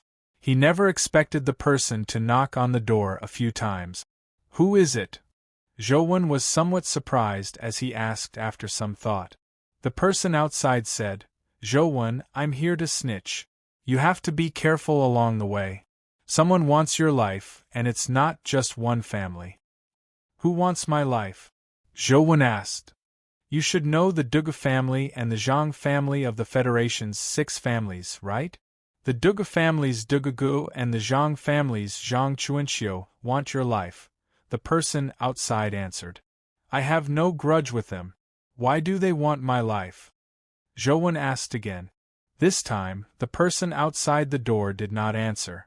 Instead, he asked, You should be going to the capital, right? What does where I go have to do with them wanting to kill me? Zhou didn't quite believe the person in front of him. This person looked problematic. They don't want you to enter the imperial capital alive, the person outside the door said. Why? Zhou frowned. Don't worry about why. In short, be careful, the person said as he prepared to leave. Who are you? Why are you telling me this? Zhou hurriedly asked. You can call me someone with a heart, the man said firmly and turned to go downstairs. If it wasn't for his tattered clothes and charred hair, he would have looked rather cool. Zhou found the name Intentional a little familiar. After a while, he recalled that Intentional was a codename often used in elementary school essays. Who is this person? Zhou frowned inwardly. He naturally didn't completely believe this person's words, but from the looks of it, he didn't seem to have any ill intentions. Was he behind the television incident? Zhou was a little unsure at that moment. The television was still broadcasting, so Zhou didn't care too much. He decided to sleep and wait for the rain to stop. After all, he was definitely heading to the imperial capital. He would deal with whatever came his way. It was useless to worry. Not long after he fell asleep, Zhou heard someone enter the hotel. Dang, dang, dang. After the person entered the hotel, he didn't even take a sniff. He went straight to the second floor and ran towards Zhou room. His style was similar to the person from before. He was also dressed in tattered clothes and his hair was charred black. However, it was obvious that they weren't the same person. This person was slightly taller. Could it be that the person in question is here? As Zhou was thinking, the person had already arrived at the door. He actually raised his hand and knocked. Who is it? Zhou asked patiently. Are you Zhou? The person at the door asked. I'm Zhou. Who are you? Zhou asked. I'm just a nobody. If you're happy, you can call me Nameless. I'm here to tell you that someone wants to harm you on your way to the imperial capital. You have to be careful, the person outside said. Who wants to harm me? Zhou found the matter odd as he asked calmly. It's Dugugu of the Dugu family and Zhang Chuanxiu of the Zhang family. You have to be careful of the two of them. The person outside said the same thing as the person who had just come. Who are you? Zhou asked. There's no need to know each other. Let's meet again if fate wills it. With that said, the person went downstairs. Sogu. Chapter 729. What the hell are these people up to? They were already struck by lightning, but they still came to tell me to be careful of a sneak attack? In this world, has the awareness of humans reached such a high level? Zhou didn't believe that there was such a good thing. Those two shouldn't be from the same place. Otherwise, they would only need to come once. There's no need for both of them to come. However, from the lightning scars on their bodies, it seems like they have experienced similar injuries. What's going on? Zhouwen thought about it but couldn't figure it out. If it were anyone else, they definitely wouldn't be able to sleep after such a ruckus. Thankfully, Zhouwen wasn't someone who was afraid of a ruckus. He lay down and continued sleeping. After a while, he fell asleep again. After the person with the intention and the nameless person came, the thunderstorm lessened a lot. Then, it gradually stopped. When Zhouwen woke up in the morning, the rain had already stopped. He didn't know when the television had been switched off. Could it be that it's really because of the thunderstorm that the television can operate on its own? Although Zhouwen didn't believe it, there was no better explanation. His phone suddenly rang. Zhouwen took out his phone and saw that it was Xing. "Young Master One, are you in Weihui now?" Xing asked directly. "Yes, how do you know?" Zhouwen asked in puzzlement. "The Bureau has already found your whereabouts." "I'm afraid this trip isn't appropriate," Xing said. "I have to make a trip to the imperial capital." "Don't worry. I'll be careful." Zhouwen had no choice. If it were any other time, he would definitely have turned around and returned to Luoyang. At most, he wouldn't go to the imperial capital. However, with such a piece of wood on him, if he didn't go to the imperial capital, how was he to spend his days being bound to the wood? What was worse was that being bound to the wood was only the standard when resting. If Zhouwen wanted to move, he had to carry it. Who could stand it? If young Master One insists on going, it's best you change your route and speed. I've revised the route for you. Xing sent a document to Zhouwen. Zhouwen chatted with Xing for a while before opening the document Xing had sent him.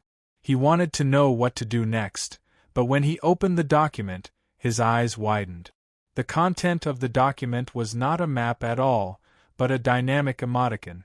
It was a picture of two tall, well-built men wearing only brief.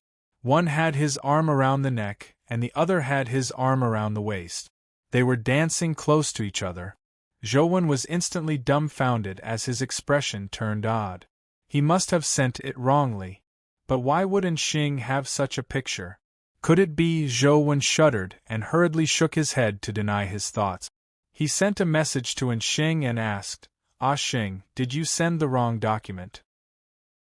Didn't you send a road map?" Xing quickly replied, "No, it's a motion picture." Zhouwen sent the picture along with the information. After a while, Xing sent another message. "There's a problem with the message. I didn't send it wrong, but the message you received isn't right. The reason is unknown. It's no longer safe to use my route. I'll send you a few route maps next. You can choose which route to take. Don't tell anyone the route, including me." "All right." Zhouwen nodded.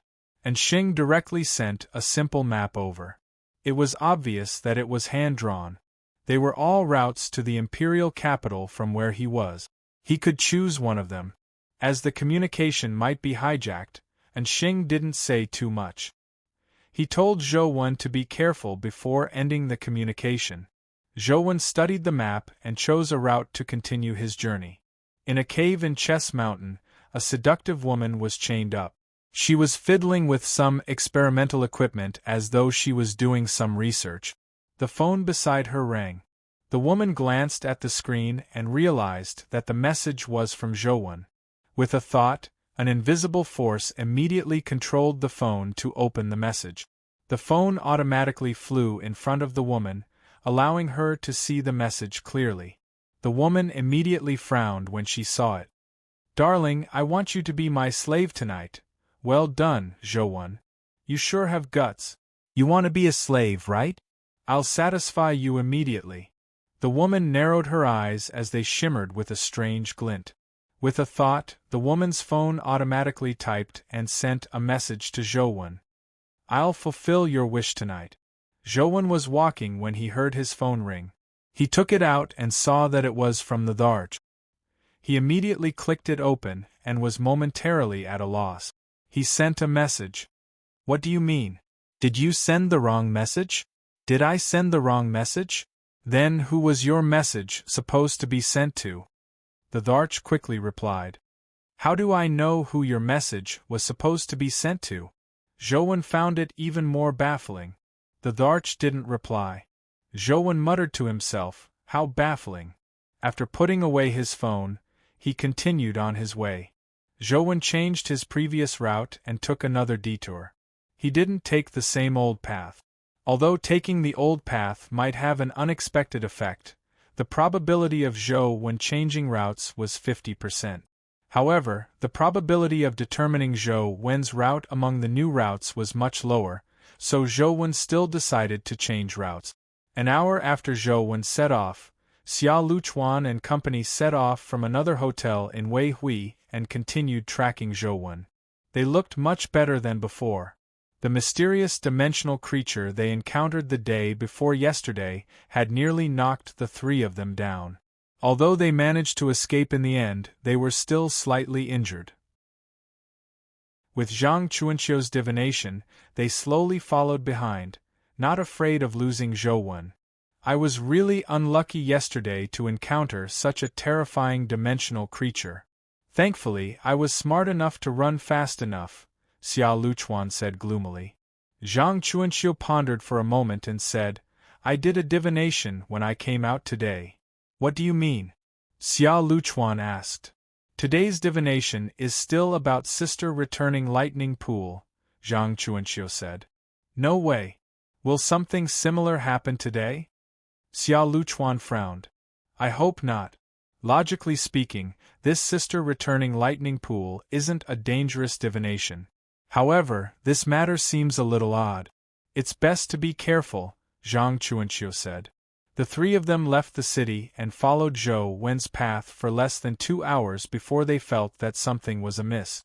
In the mountains, there seemed to be pairs of eyes spying on them, but when they looked carefully, they didn't discover any dimensional creatures or humans. Don't tell me there's something wrong again. Xia Luchuan felt uncomfortable. Chapter 730. I'm afraid it's already out, Zhang Chuanqiu said as he sized up the dark forest. Dugugu did not say a word, but many tiny insects on his body flew into the mountain forest. Although the Gu weren't at the mythical stage, they had their own concealment technique. They were small, making it difficult for ordinary creatures to discover them. However, after the Gu entered the forest, they instantly lost contact with Dugugu. No matter how Dugugu summoned them, he couldn't obtain their memories. This made Duguji's expression turn ugly. Let's go. As Dugugu spoke, he spread his pair of insect wings and wanted to retreat back the way he came. Xia Luchuan also summoned his ancient sword and used sword kinesis flight.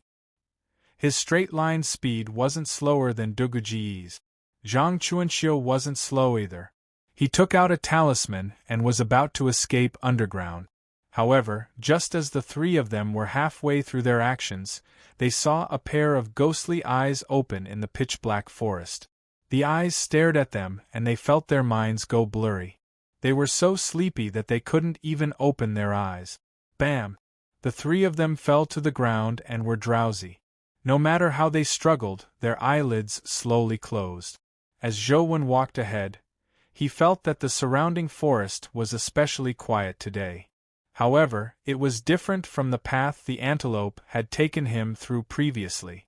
Although this path was quiet, there were many animals.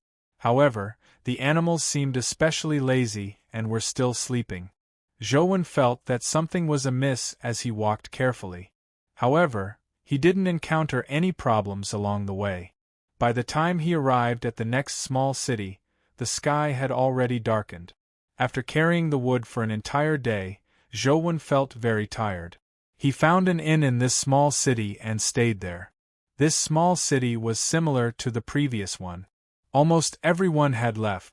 Zhouwen randomly found an empty inn, and no one asked him for money. That night, Zhouwen slept very soundly. When he woke up, he stretched his back and was filled with energy. Nothing strange happened that night. Unlike the inn from before, the television didn't automatically turn on. However, Zhouwen felt that something was amiss. His chest seemed especially heavy. He looked down and immediately screamed. For some reason, the clothes in front of his chest were pushed up as though there were two huge papayas stuffed inside. Zhou hurriedly pulled open his clothes and immediately discovered two things that shouldn't have appeared on him. How could this be? Zhou realized that his voice had become extremely feminine. He hurriedly took out a mirror and looked at himself. He immediately realized that he had become a woman. Zhou immediately recalled the message the Dharch had sent him and hurriedly took out his phone to send the Dharch a message. "The Dharch, did you turn me into a woman?" "Yes." The Dharch quickly replied and admitted it readily. "Why? I haven't offended you recently, have I?" Zhou asked as he held back his anger. "Don't you know why?" The Dharch asked. "I really don't know. Can you just tell me why?"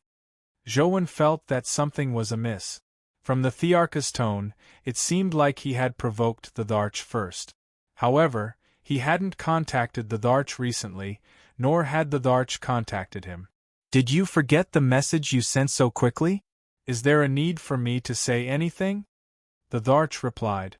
"I really don't know what's going on. I'm begging you, alright? Just tell me what message I sent you." Zhou increasingly felt that something was amiss. When the Dharch heard Zhou say that, she seemed to realize that something was amiss. With Zhou cowardly personality, how could he court death and send such a teasing message? The Dharch thought for a moment and sent a screenshot of the previous message to Zhou. "Darling, I'm going to make you my female slave tonight." Zhou's face darkened when he saw the screenshot. He originally wanted to say that it wasn't sent by him, but looking at the chat history on the screenshot, it was indeed sent by his account. It's no wonder the Dharch is so angry. So that's how it is. But I've never sent such a message. If the Dharch wants to mess with me, there's no need to go through so much trouble to send me such a fake message. Could it be that my account was hacked? Someone used my account to send a message to the Dharch? Zhou was suspicious. The Dharch, that message really wasn't sent by me. How could I send you such a message? Someone must have stolen my account and sent you that message. Zhou wanted to explain the matter clearly and get the Dharch to quickly transform his body back. He really couldn't go out and meet others like this. "What do you mean when you say that it's impossible for you to send me such a message?" The Dharch replied. "You are a flower. How can I have any thoughts about a flower?" The Dharch, believe me. Even if I tease a sow, I wouldn't dare tease you. "Quickly transform me back," Zhou explained. It was fine if Zhou didn't explain, but after explaining, the Dharch became even angrier. She coldly replied, "Just wait. You will recover on your own." Then, the Dharch didn't reply to Zhou's message. After some thought, Zhou couldn't figure out what had gone wrong. She was fine just now, so why was she suddenly unhappy? However, thankfully, he could recover. It was probably about the same as the last time he transformed into a cat.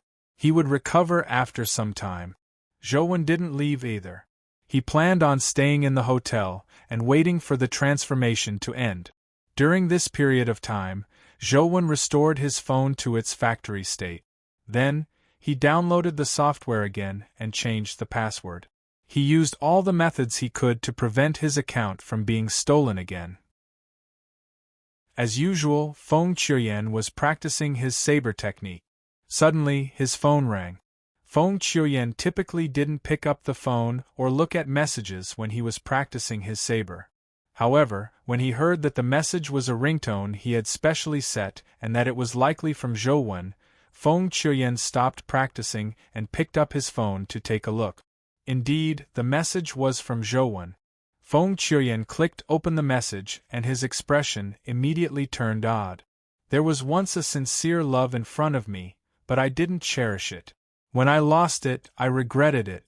This is the most painful thing in the world. If the heavens can give me another chance, I will say 3 words to you: I love you. If I have to add a time limit to this love, I hope it's 10,000 years." Feng Qiuyan looked at the message in a daze as his expression turned extremely complicated. Why is this happening? Why would Coach do this to me? How can I reject Coach without hurting his pride? Feng Qiuyan thought in a dilemma. Chapter 731. Beat. Zhouwen was sitting on a log-grinding dungeon when he suddenly heard his phone ring. He picked it up and realized that it was from Feng Qiuyan. Coach, you are a good man. I believe you will meet the best person. I only want to practice my saber properly now. I don't plan on considering my personal problems. It's really not because of you, but because of me. Zhouwen was confused, unsure what was going on. Feng Qiuyan was usually cool. Apart from practicing his saber, he rarely spoke to others. Why would he suddenly send such a strange message to him? It didn't seem like his style at all. Could it be that his account was hacked like me? With this thought in mind, Zhouwen sent Feng Qiuyan a message. Little Yanyan, were you hacked? When Feng Qiuyan received Zhouwen's message and saw the title Little Yanyan, he suddenly shivered for some reason. This nickname was given to him by Li Xian. He was used to being called that, so he didn't think much of it. He usually didn't care about it. However, for some reason, he felt a little strange when he saw this nickname today. It was indescribably awkward. It wasn't hacked. Coach, we are still students now.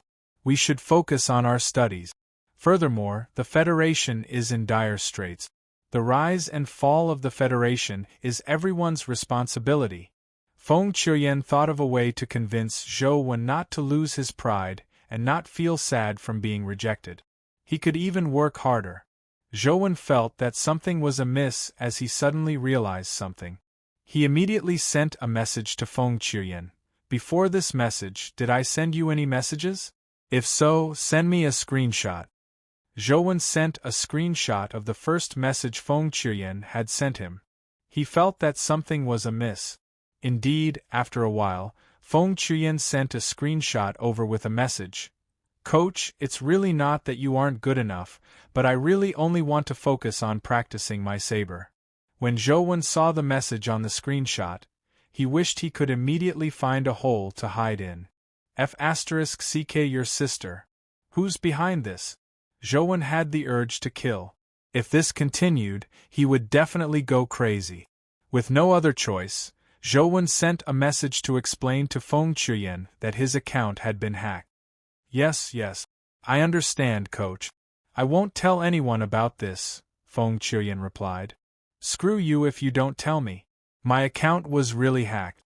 Zhouwen felt like crying, but Feng Qiuyan's words reminded him. Zhouwen hurriedly sent a message to all his friends, telling them that his account had been hacked. If there was any abnormal news recently, they should not believe it.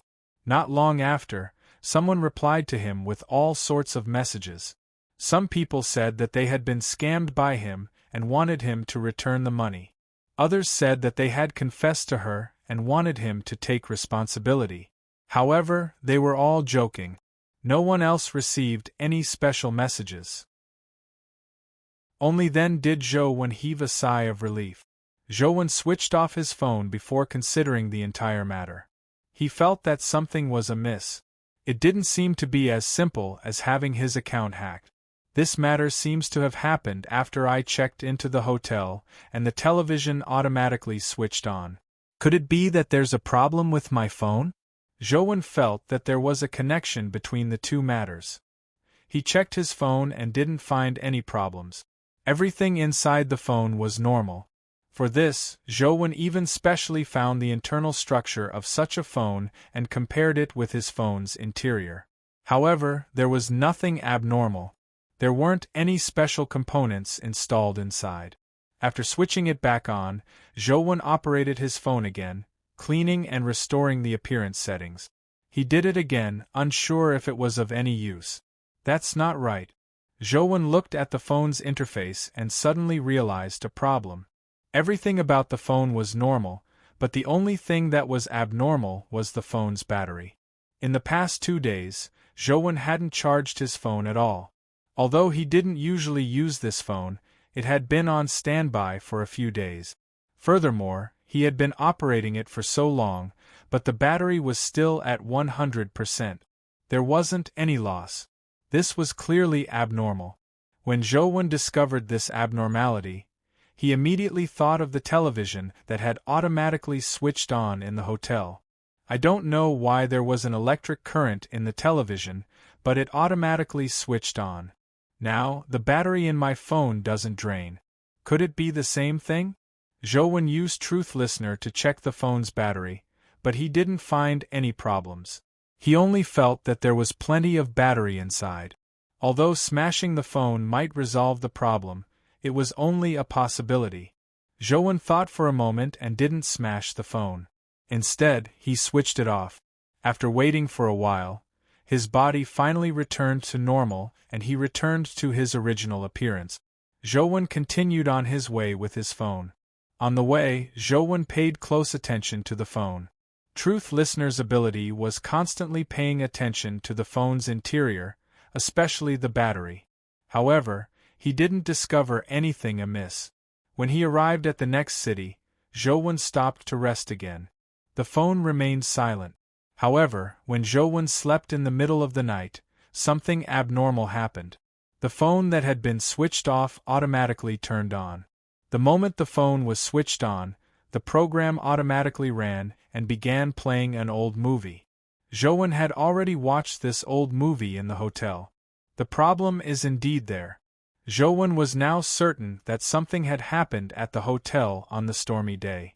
Zhou switched off his phone again, but it didn't take long for the phone to automatically turn on again. It was still playing the old movie, and no matter how it played, the phone's battery didn't decrease. Zhou switched it off a few times, but the phone automatically turned on. It was still playing the old movie, and no matter how it played, the phone's battery didn't decrease. Zhou switched it off a few times, but the phone automatically turned on. Zhou had been observing the phone's battery all night. He could sense that the battery inside was fluctuating, and the fluctuation was extremely abnormal. Could it be that the electric current is a special dimensional creature? Zhou felt that the possibility was very high.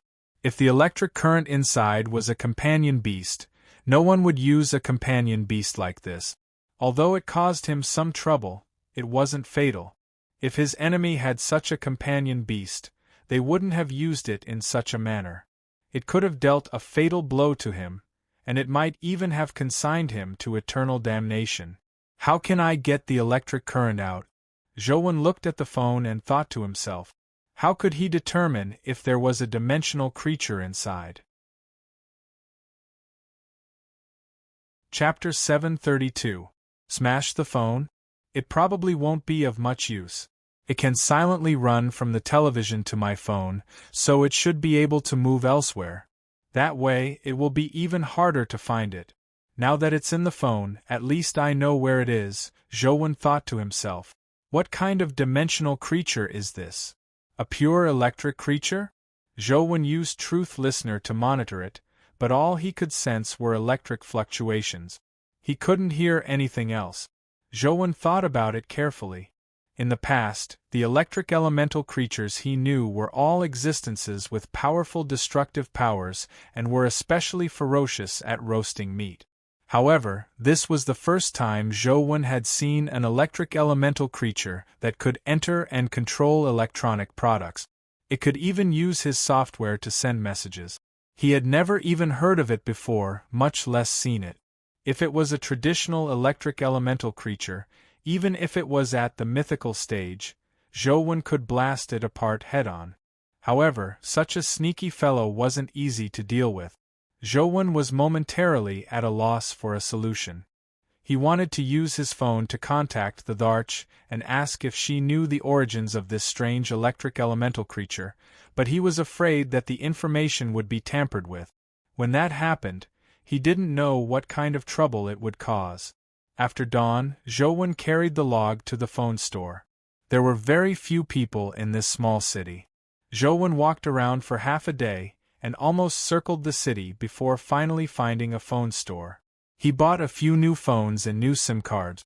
After returning to the hotel, Zhou placed the new phones in front of him and used Truth Listener to monitor the internal electric currents of the phones. Only his original phone had a strange electric current fluctuation. Zhou left it on the table and took a new phone.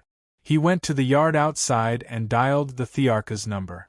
Thankfully, the Tharch didn't reject the call because it was an unfamiliar number. Zhou heaved a sigh of relief and recounted what he had encountered in detail.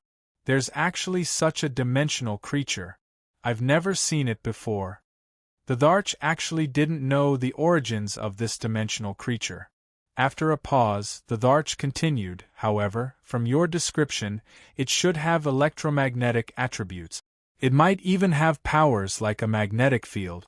I'm afraid there's no way to destroy it by simply destroying the phone. It can easily move elsewhere. That's what I think too. I just can't think of a good way to deal with it, Zhou said.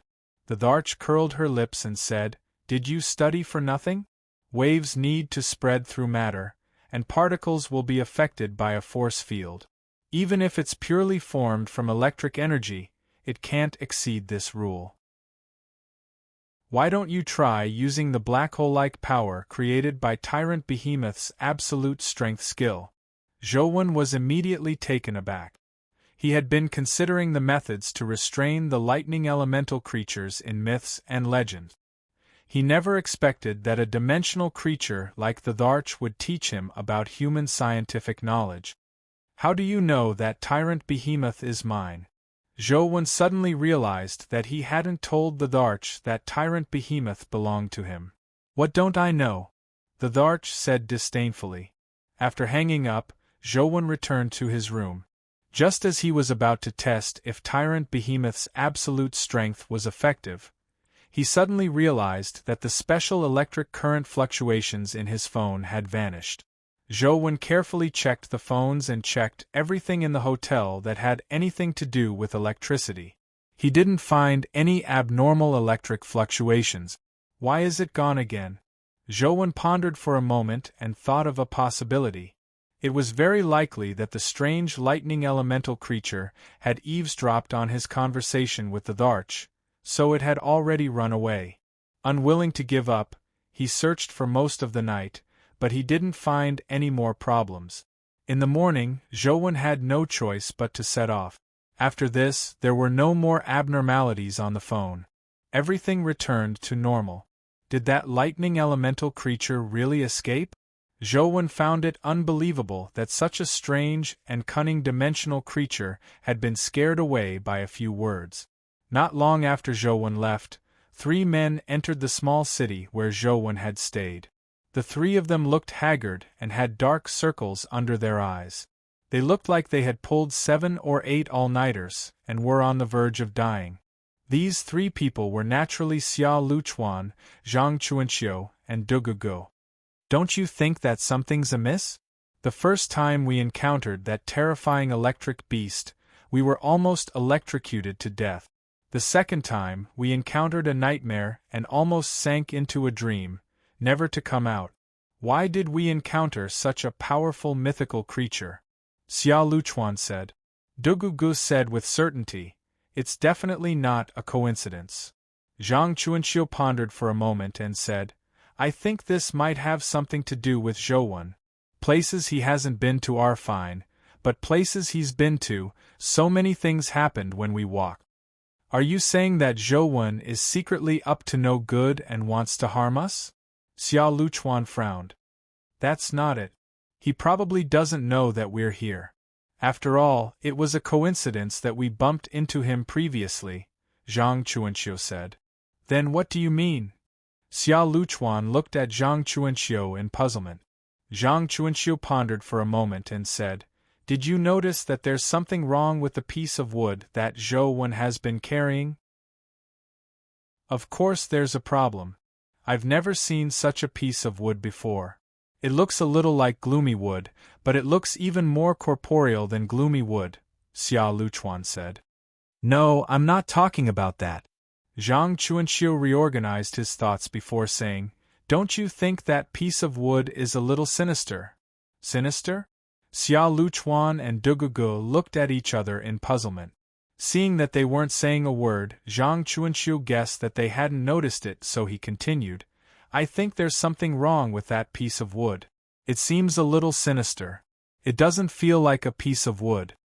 If it doesn't look like a piece of wood, what does it look like? Xia Luchuan asked in puzzlement. How should I put it? Nowadays, cremation or ultra-low temperature decomposition is usually done. In ancient times, burial was popular. It was to use a wooden coffin to store a person's corpse and bury it in the ground. Although that piece of wood looks different from a coffin, the sinister aura on it reminds me of a coffin. Zhang Chuanxiu shared his thoughts. Coffin? Are you saying that there might be a corpse inside that piece of wood? Zhouwen is carrying a corpse on his back? Why is he carrying this thing? Xia Luchuan widened his eyes. Chapter 733. I only said that the log gives me the feeling that it's a coffin, but I didn't say that it's definitely one. It might not be. Even if it's true, there might not be a corpse inside. Even if there is a corpse, it might not be a human corpse, Zhang Chuanxiu said in a roundabout manner. Then isn't it the same as not saying anything? Are we still following? Xia Luchuan asked. Of course. This concerns the ownership of the guardian. It doesn't matter if you follow or not, but I have to see the outcome with my own eyes, Zhang Chuanxiu said. In that case, what are we waiting for? Let's go, Xia Luchuan said. The three of them set off again. However, this time, they deliberately lagged behind even though they were a little further away from Zhouwen. However, not long after, they felt that something was amiss. There seemed to be a cold wind blowing in the surrounding fields, causing their hearts to tremble. Old Zhang, why do I feel that something's amiss? Do another divination, Xia Luchuan said. As he said, Zhang Chuanxiu did another divination before his expression turned odd. Xia Luchuan and Dugugu knew that the situation wasn't good when they saw his expression. They hurriedly asked, What's going on? The divination is still Sister Returning Lightning Pool, Zhang Chuanxiu said with a bitter smile. Xia Luchuan and Duguji's expressions changed as well. During the first Sister Returning Lightning Pool, they had encountered an electric beast. During the second Sister Returning Lightning Pool, they had encountered a nightmare. Now it was happening again. This sister can't get married. What's wrong? Xia Luchuan said gloomily. Xia Luchuan's words suddenly gave Zhang Chuanxiu an idea. He said in surprise, Do you think the divination of Sister Returning Lightning Pool is related to that log? What do you mean? Xia Luchuan and Dugugu didn't understand. If my previous guess isn't wrong, that log is really something similar to a coffin.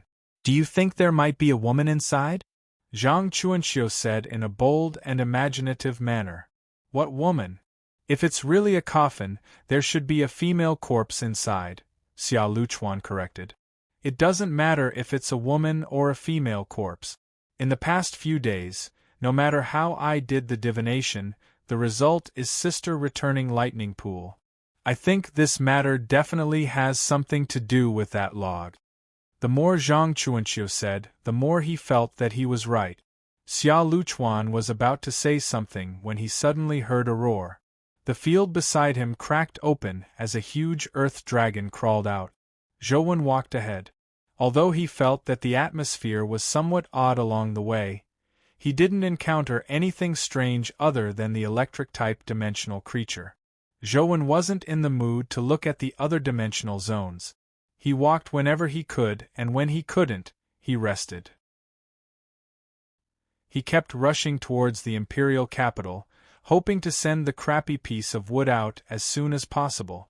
Zhouwen was fine, but Xia Luchuan and company, who were following behind him, suffered. Along the way, they were like Tripitaka seeking scriptures. They experienced all sorts of hardships and nearly lost their lives a few times. In the end, Xia Luchuan couldn't take it anymore. He decided to take a detour back to the imperial capital's Xia family. Zhang Chuanxiu decided to continue following, but Brother Dugu didn't plan on following. Young master, everyone is here. When shall we begin? The Dugu family members came before Dugu Go and bowed. "Young master, everyone is here. The plan is temporarily cancelled," Dugu Go said. Everyone was stunned, and one of them asked, "Young master, why did you cancel it?" "This is related to whether or not you can contract with the Guardian. It's hard to explain in a short period of time. I'll explain this matter to the clan's elders." "Just do as I say," Dugugu said. Yes. Everyone had just arrived, but they didn't even sit down. All they could do was turn around and leave. Xia Luchuan rushed all the way back to the Xia family. He wasn't really afraid that he would encounter danger if he followed behind, but because he had already received news that the Xia family was preparing to attack Zhou Wen before he entered the imperial capital, Xia Luchuan wanted to rush back and convince Xia Dongyue to give up on this operation. The piece of wood Zhou Wen was carrying was indeed a little odd. Xia Luchuan was afraid that the Xia family would fall here again. Xia Luchuan traveled light and chose the closest path. He returned to the imperial capital much earlier than Zhou Wen. "Luchuan, why are you back? Didn't I tell you to follow Zhou Wen?" Xia Dongyue couldn't help but frown when he saw Xia Luchuan. "Uncle Yu, can we cancel this operation?" Xia Luchuan rushed back, because he might not be able to convince Xia Dongyue over the phone. He wanted to clarify the matter in person. "Why should we cancel it?" Xia Dongyue asked Xia Luchuan. Zhou Wen carried an odd piece of wood to the imperial capital. "That piece of wood has a strange background and is very odd. I'm afraid that something will happen if we touch him now," Xia Luchuan said. "A piece of wood?" Xia Dongyue was somewhat puzzled. Xia Luchuan had always been fearless, so why was he so cautious over a piece of wood? This was completely different from the Xia Luchuan that Xia Dongyue knew. Xia Luchuan recounted what had happened when the three of them followed Zhou Wen. Zhang Chuanxiu speculated that the terrifying mythical creatures we encountered on the way were related to that piece of wood. "I think it's very likely," Xia Luchuan said. "That sounds reasonable, but even so, it doesn't mean that we can't touch Zhou Wen. We chose to take action near the imperial capital. The dimensional zones here are under our control. There's no need to worry about breakout creatures causing trouble," Xia Dongyue said after some thought. "Uncle Yu, why take such a risk? The entire Federation knows about the grudge between Zhou Wen and the Bureau. There's a high chance that he came to the imperial capital this time because of the Bureau. Why should we be the vanguard of the Bureau?" Xia Luchuan continued persuading. Xia Dongyue shook his head and said, "This is the old master's idea. You know his temper. No one can change his mind once he has decided on something." When Xia Luchuan heard the words "old master," his heart turned cold. He knew that this operation was already a foregone conclusion. It probably couldn't be changed. "Luchuan, you don't have to worry too much. Although that piece of wood might be a little strange, with our Xia family's heritage, there's no need to care about that. It's just Zhou Wen. It won't be difficult to take him down." Xia Dongyue patted Xia Luchuan on the shoulder and said, "Since you're back, stay at home and rest. I'll get someone from the East Courtyard to handle this matter." "I hope so." Xia Luchuan had a nagging feeling that this matter wouldn't succeed so easily, but there was nothing he could do. The Xia family's old master was a supreme existence in the Xia family. Even Xia Dongyue, who had already become a member of parliament, didn't dare disobey him. No one could persuade him. Chapter 734. Although Xia Luchuan was somewhat worried, there was nothing he could do. All he could do was leave Xia Dongyue's office. "Brother, you seem to have something on your mind. Is it because you didn't obtain the guardian cocoon?" Xia Xianyue asked with concern when she saw Xia Luchuan frowning. "Zhou Wen is on his way to the imperial capital. The old master has already ordered the people from the East Courtyard to bring him back before Zhou Wen enters the imperial capital," Xia Luchuan said. "Why did the old master bring Zhou Wen back?" Xia Xianyue didn't know about this, so her expression changed slightly when she heard that. Xia Luchuan hurriedly stopped Xia Xianyue from continuing. He looked around and saw that no one else was passing by before whispering, "It's fine if you know about this. Don't mention it again and don't tell anyone. Also, don't ask too much about the old master. Do you understand?" Why? Xia Xianyue was still puzzled. In fact, Xia Xuanyue's impression of the old master was very vague. Although the old master was the true person in charge of the Xia family, Xia Xianyue had only seen him a handful of times despite having grown up in the Xia family. In her impression, the old master was a stern old man in a white robe. He would only occasionally appear during some important rituals of the Xia family. Usually, he lived in the East Courtyard. The East Courtyard was also a forbidden area in the Xia family. Without the old master's summons, even Xia Dongyue couldn't enter and leave the East Courtyard as he pleased. Only those who were in charge of taking care of the old master's daily life could enter the East Courtyard. Most of the people in charge of taking care of the old master's daily life weren't from the Xia family, but they were all loyal to the old master. They wouldn't doubt or hesitate his orders at all. When Xia Xianyue was young, she had once seen an elder of the Xia family. For some reason, he had committed a mistake and was forcefully captured by the East Courtyard. After entering the East Courtyard, he never came out again. Don't ask why. Believe me, I won't harm you, Xia Luchuan said as he looked at Xia Xianyue. I understand. Xia Xianyue nodded slightly. Go and rest. Since this matter has been handed over to the East Courtyard to handle, we don't have to worry about it anymore. Xia Luchuan seemed to have something on his mind as he returned to his residence.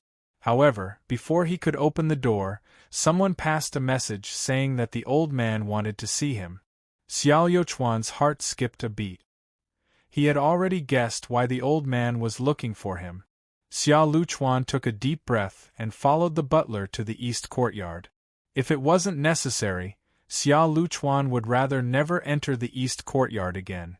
When he was young, he actually liked to go to the East Courtyard to play. The old master also doted on him. The other members of the Xia family were not allowed to enter the East Courtyard, but he was given special permission by the old master to come and go as he pleased. Back then, Xia Luchuan could be said to have gotten whatever he wanted. Even if he plucked the flowers and plants personally planted by the old man would only chuckle and never punish him. However, after the age of 15, Xia Luchuan rarely went to the East Courtyard. Although his privileges were still there, he was unwilling to go again. Stepping into the familiar garden and looking at the familiar decorations and flowers, Xia Luchuan's emotions were indescribably complicated. Little Chuan, East Peak has already told me about you. Don't worry. I'll let Zhou Wen enter the imperial capital alive, and let you win the bet and obtain the chance to contract a guardian. A white-robed elder sat in the stone pavilion and was feeding the carp in the pond beside the stone pavilion. Thank you for the trouble, Xia Luchuan said with a slight bow. He was a fearless person who dared to do anything, but he didn't dare act rashly in front of this old man. As the elder fed the fish, he continued, It's not much effort. It's just a matter of slowing down. After you contract a guardian, I want you to personally bring Zhou Wen back to me. Can you do it? Old master, everyone around you is stronger than me. Why must I go? Xia Luchuan asked. If you're unwilling, let Xianyue go, the elder said indifferently. Xia Luchuan opened his mouth as though he wanted to say something, but in the end, he didn't say anything. All he did was nod. I got it. I'll bring Zhou Wen back. Remember, you are the future master of the Xia family. No matter how strong the people below are, they are ultimately subordinates, the elder said. Luchuan understands, Xia Luchuan said with his head lowered. Zhou Wen rushed to the imperial capital and didn't encounter anything strange. Apart from the fact that the log was too heavy and made it difficult for him to travel, there wasn't any trouble. When Zhou Wen saw the word imperial capital from afar, He couldn't help but heave a sigh of relief. "Oh, Antelope, where should I place this log when we reach the imperial capital?" Zhou asked the antelope. The antelope rode on the ground with its hooves. "Stand at the peak of Forbidden City." When Zhou saw the words written by the antelope, his eyes widened. The imperial capital's Forbidden City was now a very special dimensional zone. It was also one of the dimensional zones that the Xia family valued the most. Its importance wasn't inferior to the ancient sword tomb. According to what Zhou knew, ever since the dimensional storms, the Xia family had sealed off the Forbidden City dimensional zone, preventing anyone from approaching. If he wanted to enter, it wouldn't be difficult for him to enter with the invisibility cloak's ability. However, it was impossible for him to carry such a huge fellow into Forbidden City without anyone noticing. He would definitely have to clash with the Xia family. "Oh, Antelope, are you really not deliberately scamming me?" Zhou seriously suspected that it was because he had forcefully pulled the antelope out to accompany him on the journey that the antelope had deliberately scammed him. The antelope ignored him and stepped over the imperial capital's boundary stone. Zhou had no choice but to follow. He had no other choice. Zhou seldom went out, so he had never seen a city as big as the imperial capital. Compared to it, Luoyang appeared a little small in terms of scale and number of people. As there were too many people, Zhou didn't ride the great Might Vajra bull.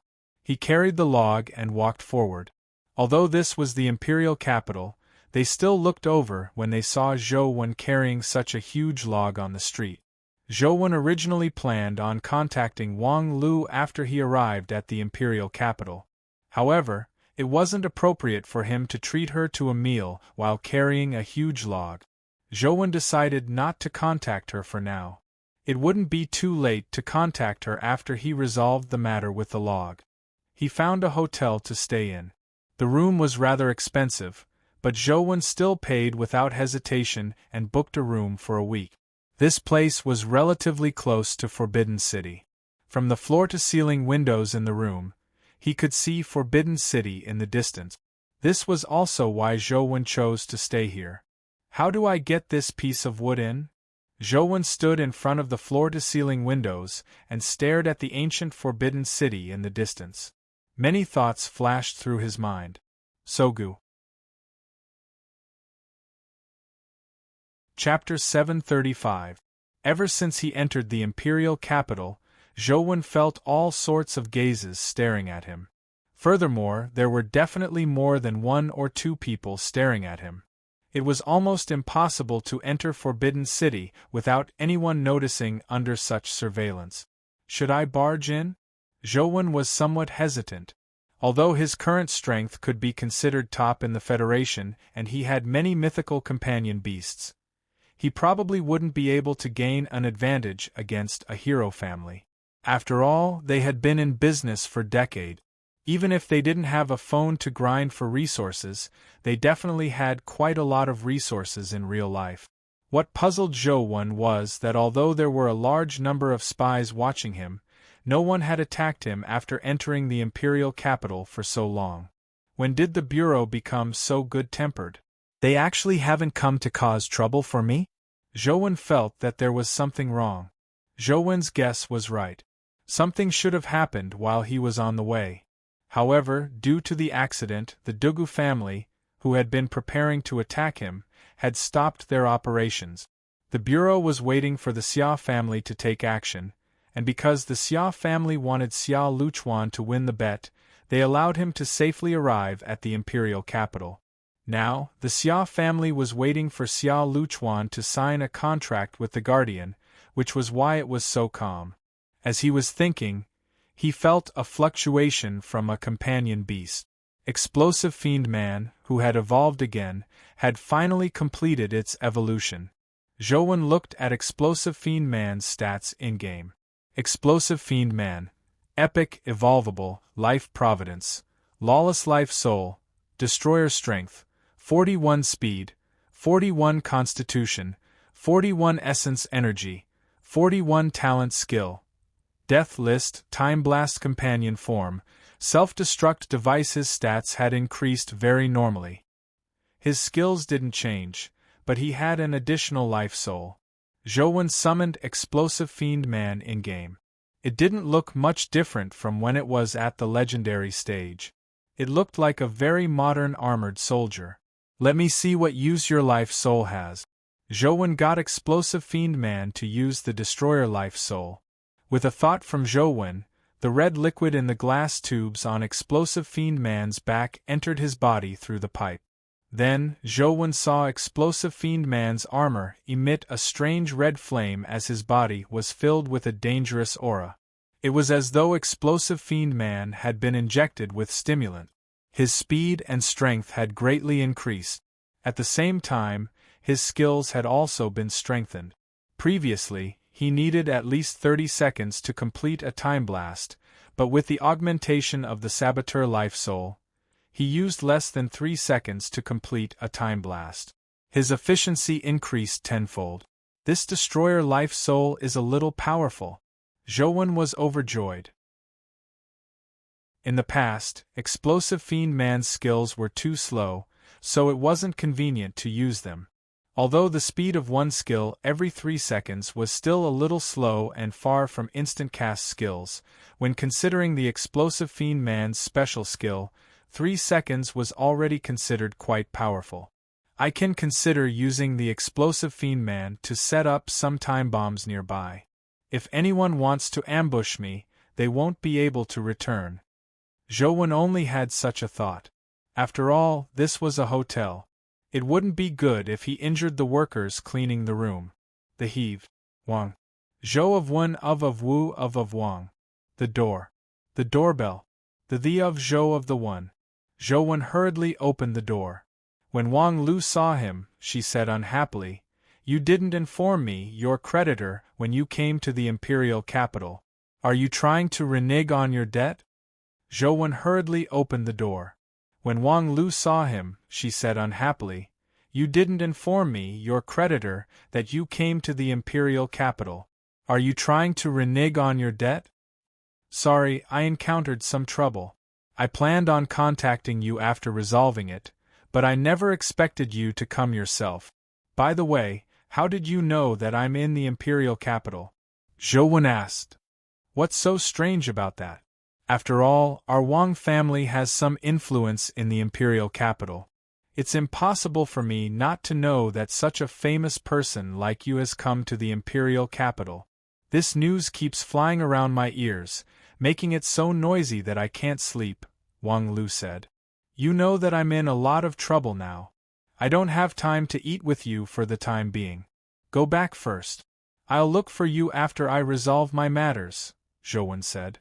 Zhou mainly didn't want his matters to implicate Wang Lu, but when Wang Lu heard that, she curled her lips and said, "If you want to renege on your debt, just say it. There's no need to find so many excuses. Since I can come to you, I'm naturally not afraid of trouble. Why are you being so wishy-washy? Don't tell me you don't even have time to go downstairs to eat something?" "It's not that I don't have time, but it's really inconvenient." Zhou pointed at the log under his butt and said, "I have to carry this with me. Where do you think it's more convenient for me to eat with it?" "What's this? Why are you carrying it? Just leave it in your room. If you don't think it's safe, I'll get someone to watch it for you," Wang Lu said. "It's not a problem of safety. It's that I can't leave it. I have to carry it with me." "It's a long story," Zhou said helplessly.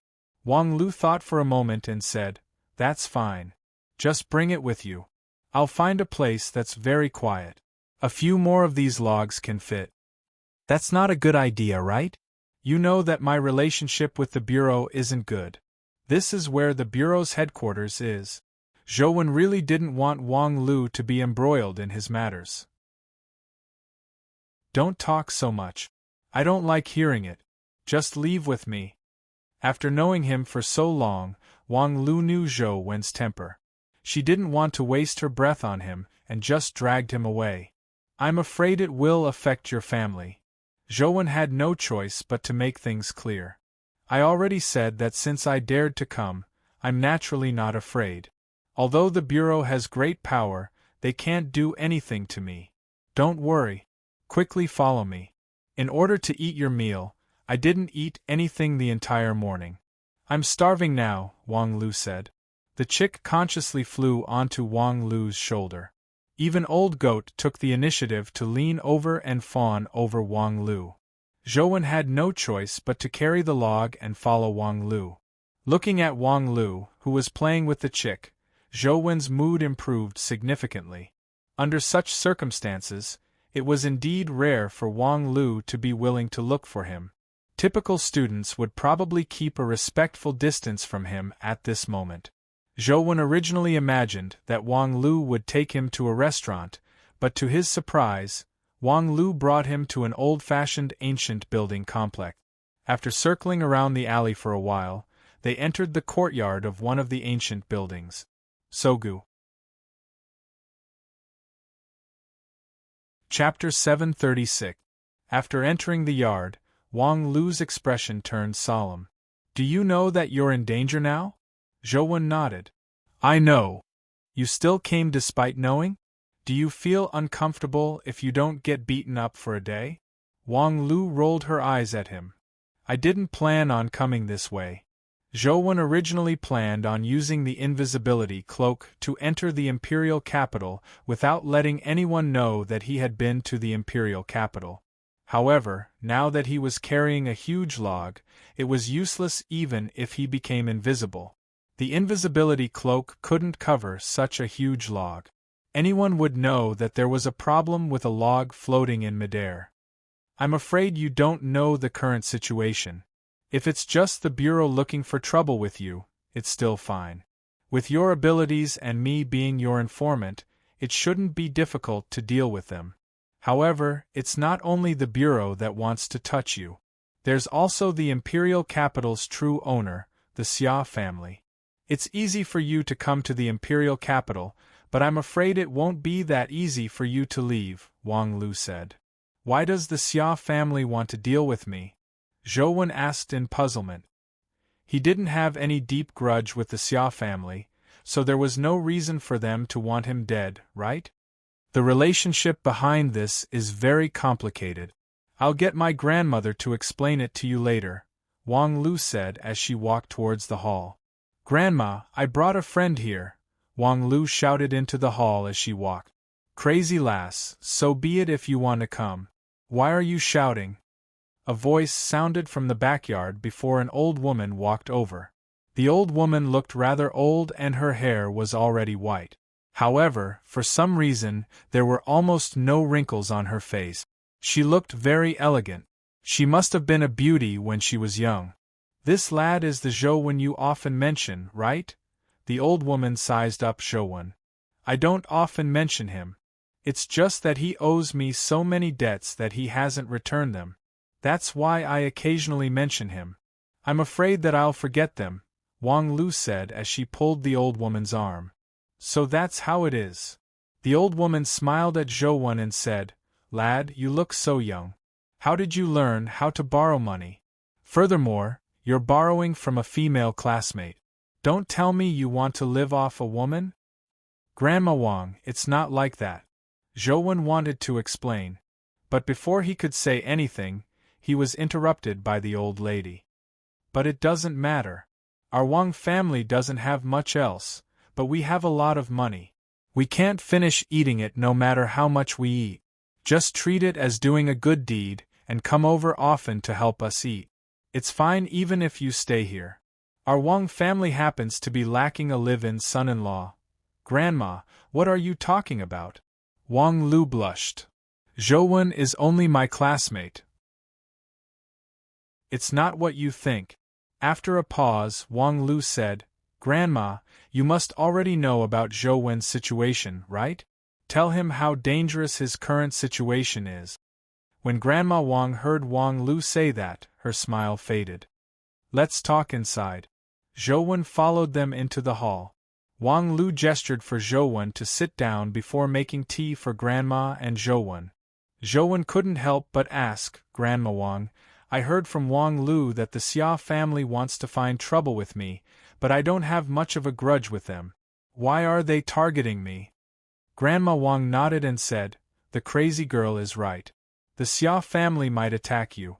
You shouldn't have come to the imperial capital." After pondering for a moment, Grandma Wang continued, "This crazy lass is willing to bring you here because she doesn't treat you as an outsider. I won't say the words that are meant for outsiders. What I'm going to say next is just speculation and not necessarily the truth. So, after I say it here, it's fine if you've heard it." "Grandma Wang, don't worry. I'm not a talkative person," Zhou said. "It doesn't matter if you talk too much. In any case, I won't admit what I said today, and neither will the Wang clan." Grandma Wang said with a smile, "According to my guess, the reason why the Xia family attacked you isn't because your teacher is Wang Mingyuan, nor is it because you crippled the Xia family junior's essence energy sea in the Holy Land. Then why?" Apart from these two reasons, Zhou really couldn't think of any other connection between him and the Xia family. Although demonic neonate's demonic sword had been snatched from Xia Xianyue didn't know that it was done by demonic neonate. The Xia family probably wouldn't pin the blame on him. Grandma Wang said with a strange expression, "If there's a reason, there's only one reason. Your talent is too good." Zhou was slightly taken aback. He found it hard to believe that the Xia family was trying to kill him just because of this reason. There were many talented youths now, and he wasn't the only one. Even if the Xia family wanted to suppress the other wealthy families, they shouldn't have used such means. After all, the dimensional zone's seal wasn't stable. Just the 6 families alone probably wouldn't be able to withstand the dimensional army. Suppressing the local factions seemed too short-sighted. As though she had seen through Zhou thoughts, Grandma Wang continued, "In the past, there were precedents of geniuses going missing or getting into accidents in the Federation. Furthermore, there were more than one case. Every once in a while, similar incidents would happen. It would be fine if it were just ordinary geniuses, but most of these geniuses are targets that the various local families focus on nurturing. With the protection the various families have for them, it's almost impossible for them to take such huge risk. However, something happened to them. You're in Luoyang, so you should know that there's a Li family in Luoyang, right? The Li family once produced a genius youth. His talent isn't inferior to the current overseerin, but before he could truly mature, he died because of a problem," Grandma Wang sighed. "Are you saying that the disappearance of these geniuses is related to the Xia family?" Zhou had already heard from Li Xian about his brother. However, Li Xian had learned of it from Li Maobai. He never expected Grandma Wang to know about it as well. Grandma Wang didn't comment as she continued, "In the past, our Wang family also had such geniuses, but they also died because of some matters. That matter looked like an accident, but I felt that it wasn't that simple. Therefore, I secretly did a lot of investigations, but I didn't manage to find anything. However, during this period of time, I discovered something. The accidents of those young geniuses seemed to have something to do with the Xia family. Has the Xia family resorted to all means in order to strike down their competitors and consolidate their faction?"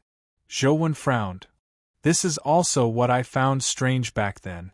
The Xia family didn't target their opponents who had a conflict of interest with them. They seemed to only be interested in those talented geniuses. They didn't differentiate between friend and foe. Therefore, in the beginning of the investigation, I was confused and didn't think of the Xia family. Later, after investigating for a long time, I realized that this matter seemed to be related to the Xia family," Grandma Wang said. Chapter 737. After Zhou left the yard, he kept thinking about what Grandma Wang had said. Although there was no evidence to prove that the Xia family was related to those genius youths, Zhou felt that there was indeed something wrong. If the Xia family was deliberately suppressing ordinary families in order to consolidate their position, it didn't seem right. According to Grandma Wang's investigations, A portion of the geniuses who had met with mishaps didn't belong to the East District, much less the Xia family's sphere of influence. The Xia family should be happy to see the situation in the other regions turn chaotic, but they clearly didn't do so. No matter what, I have to think of a way to get this crappy piece of wood into Forbidden City. Otherwise, it won't be convenient for me to do anything. When Zhouwen was at the Wang family, he also asked about Forbidden City. Wang Lu and Grandma Wang didn't know much about Forbidden City. This was because the Xia family had already occupied it from the beginning of the dimensional storms. They had never let outsiders enter, so no one knew what had happened inside Forbidden City. However, Grandma Wang told Zhouwen something very interesting. She was someone who had survived before the dimensional storms and had entered Forbidden City many times before the dimensional storms. She said that when she was young, she had once entered Forbidden City for a tour. The weather suddenly turned bad and there was constant thunder in the sky. She originally wanted to return home quickly, but when she passed by a place in Forbidden City, she suddenly saw some strange shadows. The shadows wore ancient clothes and walked in the alleys of Forbidden City. They looked like concubines and palace maids from ancient times. What was even stranger was that the figures of those people were transparent, as though they were spirit bodies. Spirit bodies weren't rare now, but before the dimensional storms, they were very terrifying. Grandma Wang was still very young back then. She was quite frightened and immediately ran away. However, young people were curious. Later on, she went to the same place a few times, but she didn't see those shadows again. Grandma Wang looked up the information on the internet. It was said that the magical phenomenon might be due to the effects of lightning during a rainy day. It was like a video camera recording images of the past. When the same weather conditions were encountered, it was possible for it to be broadcasted. Of course, this was only a guess. No one could verify it. However, if that was the case, it wasn't strange. What was strange was that after the dimensional storms, strange sounds would come from Forbidden City every time there was a thunderstorm.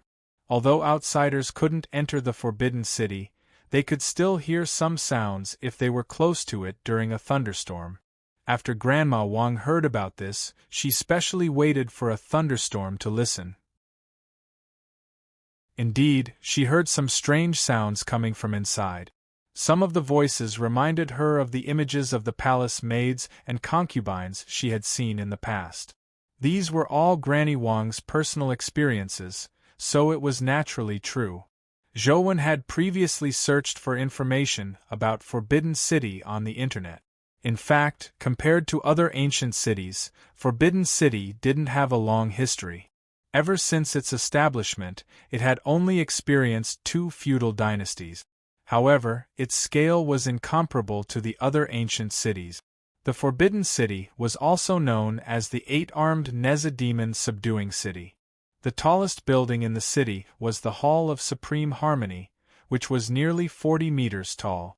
Zhouwen read the information mainly to determine where the so-called peak of Forbidden City was. He didn't want to find it after entering, which would be somewhat troublesome. However, when Zhouwen looked into the distance from the hotel he stayed in, he discovered a strange place. The tallest building he saw in the hotel wasn't the Hall of Supreme Harmony, but a corner tower in the corner of the city. Zhouwen didn't know if it was because he was too far away or because of the angle, but he could only see the corner tower and not the Hall of Supreme Harmony.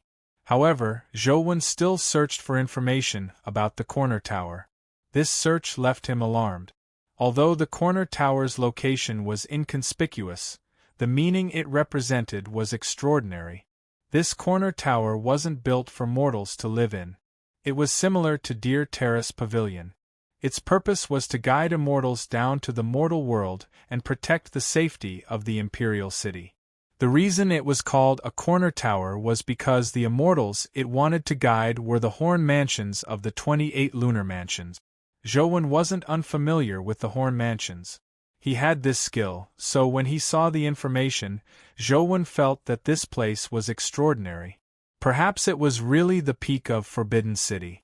Furthermore, the building standards of the corner tower were very high. It had 3 eaves, 9 beams, 18 pillars, and 72 ridges. Such a building standard was very unique in the entire Forbidden City. Zhou originally believed that the famous Hall of Supreme Harmony should be the peak of Forbidden City, but the more he looked at it, the more he felt that this corner tower was the true peak of Forbidden City. The corner tower is built on the city walls of Forbidden City. It does look taller than the Hall of Supreme Harmony, but there are 4 corner towers. Which one should I erect the log on? Zhou thought to himself. Unable to find any accurate information, Zhou could only wait until he entered Forbidden City before comparing the Hall of Supreme Harmony to these corner towers. Zhou also asked the antelope, but it only said that it should erect the log on the peak of Forbidden City. It didn't know where exactly it should be erected. Could it be that I can just erect it at a high spot? Zhou thought. Now, what Zhou was most worried about was how to enter Forbidden City. If he forcefully rushed in, it would only give the Xia family an excuse to attack him. However, on the other hand, as long as he rushed into Forbidden City and inserted the log there, he would be free. When the time came, who could stop him from escaping with the invisibility cloak? This plan looked perfect, but the premise was that he could really escape the log. If he still couldn't escape it, he would be in trouble. Just as Zhou was hesitating, he heard someone walking towards his room. Through the door, Zhou could already sense that the person had an extraordinary bearing. He looked to be in his 20s, probably not much older than in Tianzhua. However, Zhou found this person somewhat familiar, but he couldn't recall where he had seen him. Is Zhou here? Xia Luchuan knocked on the door and asked. When Zhou heard the voice, he immediately recalled where he had seen him. This fellow was the one who had come to snitch on the stormy night. Someone, are you here to snitch again? Zhou opened the door and asked Xia Luchuan. Xia Luchuan said calmly, I don't understand what you're talking about. My name is Xia Luchuan. I'm here to challenge you. This is my challenge letter. I hope you can give me an answer now. Why are you challenging me? Zhou asked as he looked at Xia Luchuan's challenge letter. Don't tell me you have forgotten that you once crippled my Xia family's disciples' sea of energy in the Holy Land? Xia Luchuan said. I see. I accept your challenge. Zhou surprisingly agreed readily, leaving Xia Luchuan slightly taken aback. Chapter 738. Did you see it clearly? This isn't an ordinary challenge. We have to fight until one person falls, Xia Luchuan reminded. I've seen it clearly. I can agree to a life-and-death duel with you, but I have a condition. The location of the duel has to be chosen by me, Zhou said. Don't tell me you want to fight in Luoyang? Xia Luchuan said with a smile. Xia Luchuan could do such a thing. If Zhou did the same with his own will, he might really agree. However, he had no choice in this duel. He couldn't agree to Zhou request. No, it's in the imperial capital, Zhou said. Where do you want to choose? Xia Luchuan asked. To be able to fight an expert like you can be considered a joyous event in life. I'm afraid I won't have many such opportunities in my life. I naturally have to choose a place that matches us. Let's fight at the peak of Forbidden City. How about that? Zhou was just worried about not being able to enter Forbidden City when Xia Luchuan came knocking on his door.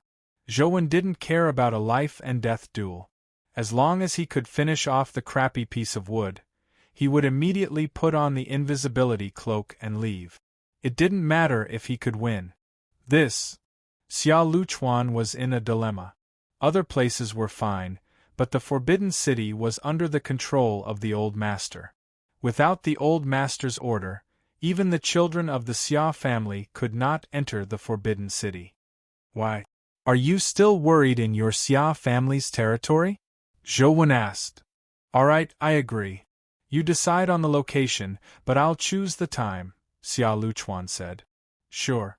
When? Zhou asked. Wait for my news, Xiao Luchuan said as he turned to leave. This fellow is really strange. He was clearly the one with the intention that night. Why doesn't he admit it? Zhou thought in puzzlement. However, as long as nothing unexpected happened, the matter of entering Forbidden City would be resolved by accident. Using the opportunity of his duel with Xiao Luchuan, Zhou could give the log a try at a relatively high spot. Dealing with Xiao Luchuan was better than dealing with the Xia family's Wei O. While waiting for Xiao Luchuan's reply, Zhou stayed in his dorm to grind dungeons. Since he had nothing to do, Zhou planned on seeing if he could kill the 9 black dragons. Using Dr. Darkness's Darkness right hand, he might be able to kill 3 black dragons first. After bringing all his mythical companion beasts, Zhou arrived at the underground sea again. He had Behemoth on the left and Truth Listener on the right. He had 6 wings on his back and a golden sword in his hand. Old Ox was beneath him, and a torch dragon coiled behind him. Zhou had even summoned Medusa, who had very weak combat strength. He got her to stand by the shore to provide support. Perhaps she might be of some use. Needless to say, demonic Neonate had already joined the battle. However, she had hidden herself in a cave beside the underground sea. She had no intention of participating in the battle head-on. Come, my Dr. Darkness. Zhou summoned his most important companion beast and made Dr. Darkness transform into a soul state to fuse with him. Zhou immediately felt that his physique had greatly improved. He was almost comparable to a mythical creature. This was the benefit of Dr. Darkness. Not only could his companion form bestow Zhou with skills, but it could also raise Zhou's basic stats, allowing Zhou to have the ability to fight a mythical creature. This was something no other companion beast could do. Unfortunately, Banana Fairy hasn't completed her evolution. Otherwise, the chances would be higher. Zhou prepared everything and summoned some poison bat companion beasts. He used them as bait to lure the 9 black dragons over. Soon, he saw a huge storm on the surface of the sea. The 9 black dragons tore through the waves and wiped out the swarm of poison bats in the blink of an eye. Fight, my pets! After Zhou issued the order, the 3 main combat pets, Torch Dragon, Behemoth, and Truth Listener, rushed into the sea. The great Might Vajra Bull was afraid of water and didn't dare enter the water to fight. It transformed into a 1,000-armed bull head by the shore and shot out golden beams of light from its palm to attack the 9 black dragons. Torch Dragon didn't use Bright Torch Vision World. Although it could instantly kill the black dragon, nothing would be left if that happened. Killing the black dragon would be useless. In a one-on-one battle, Torch Dragon couldn't gain the upper hand without using Bright Torch Vision World. It was obvious that the black dragon was a top mythical creature. The moment Tyrant Behemoth's absolute strength was used, the invisible chains between the 9 black dragons took effect. The condensed power of the 9 dragons collided with Tyrant Behemoth's absolute strength. Tyrant Behemoth immediately fell into a disadvantage. Truth Listener constantly harassed from the side, not daring to clash head-on with the black dragon.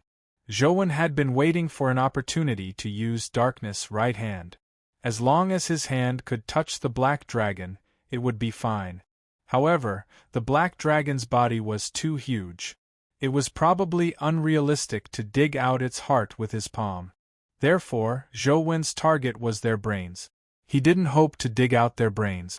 All he needed to do was stir them up. Although the 9 black dragons were independent mythical creatures, they were connected by invisible chains. In battle, they were like one. When attacking and defending, they cooperated seamlessly. Zhou watched for a while, but he couldn't find a chance to attack. These 9 black dragons are really difficult to deal with. Zhou activated Dr. Darkness's eyes of penetration to see if there were any weaknesses in the black dragons' bodies. If Dr. Darkness hadn't advanced to the mythical stage, his eyes of penetration wouldn't have been able to see so far. His penetrative ability definitely wouldn't have been so strong, so he definitely wouldn't have been able to see through the black dragon's body. Now, as long as he approached a little closer, he could clearly see the situation in the black dragon's body. This glance left Zhou slightly taken aback. In the black dragon's brain, there was a crystal-like bead. There was a faint dragon-shaped stream of light swirling inside. Could that thing be the legendary Dragon Ball? Zhou carefully sized up the bead in the black dragon's brain and quickly made a new discovery. The black dragon's brain used the bead as its core. Although it also had parts that resembled a brain, those parts seemed to only have a supplementary effect. They were somewhat different from a human brain. What was even more magical was that the dragon-shaped stream of light in the Dragon Ball looked like a word when it circulated. Zhou carefully identified it and realized that it was the word can. Could it be? Zhou hurriedly looked at the other 8 black dragons and indeed, he realized that there was a Dragon Ball in their head. However, the words in the Dragon Balls were different. Qian, Kun, Zhen, Sun, Kan, Li, Zhen, Dui, Wu. The 9 black dragons' Dragon Balls had these 9 words. The first 8 words were the 8 trigrams, and the last word, Wu. Zhou guessed that it represented Wuji.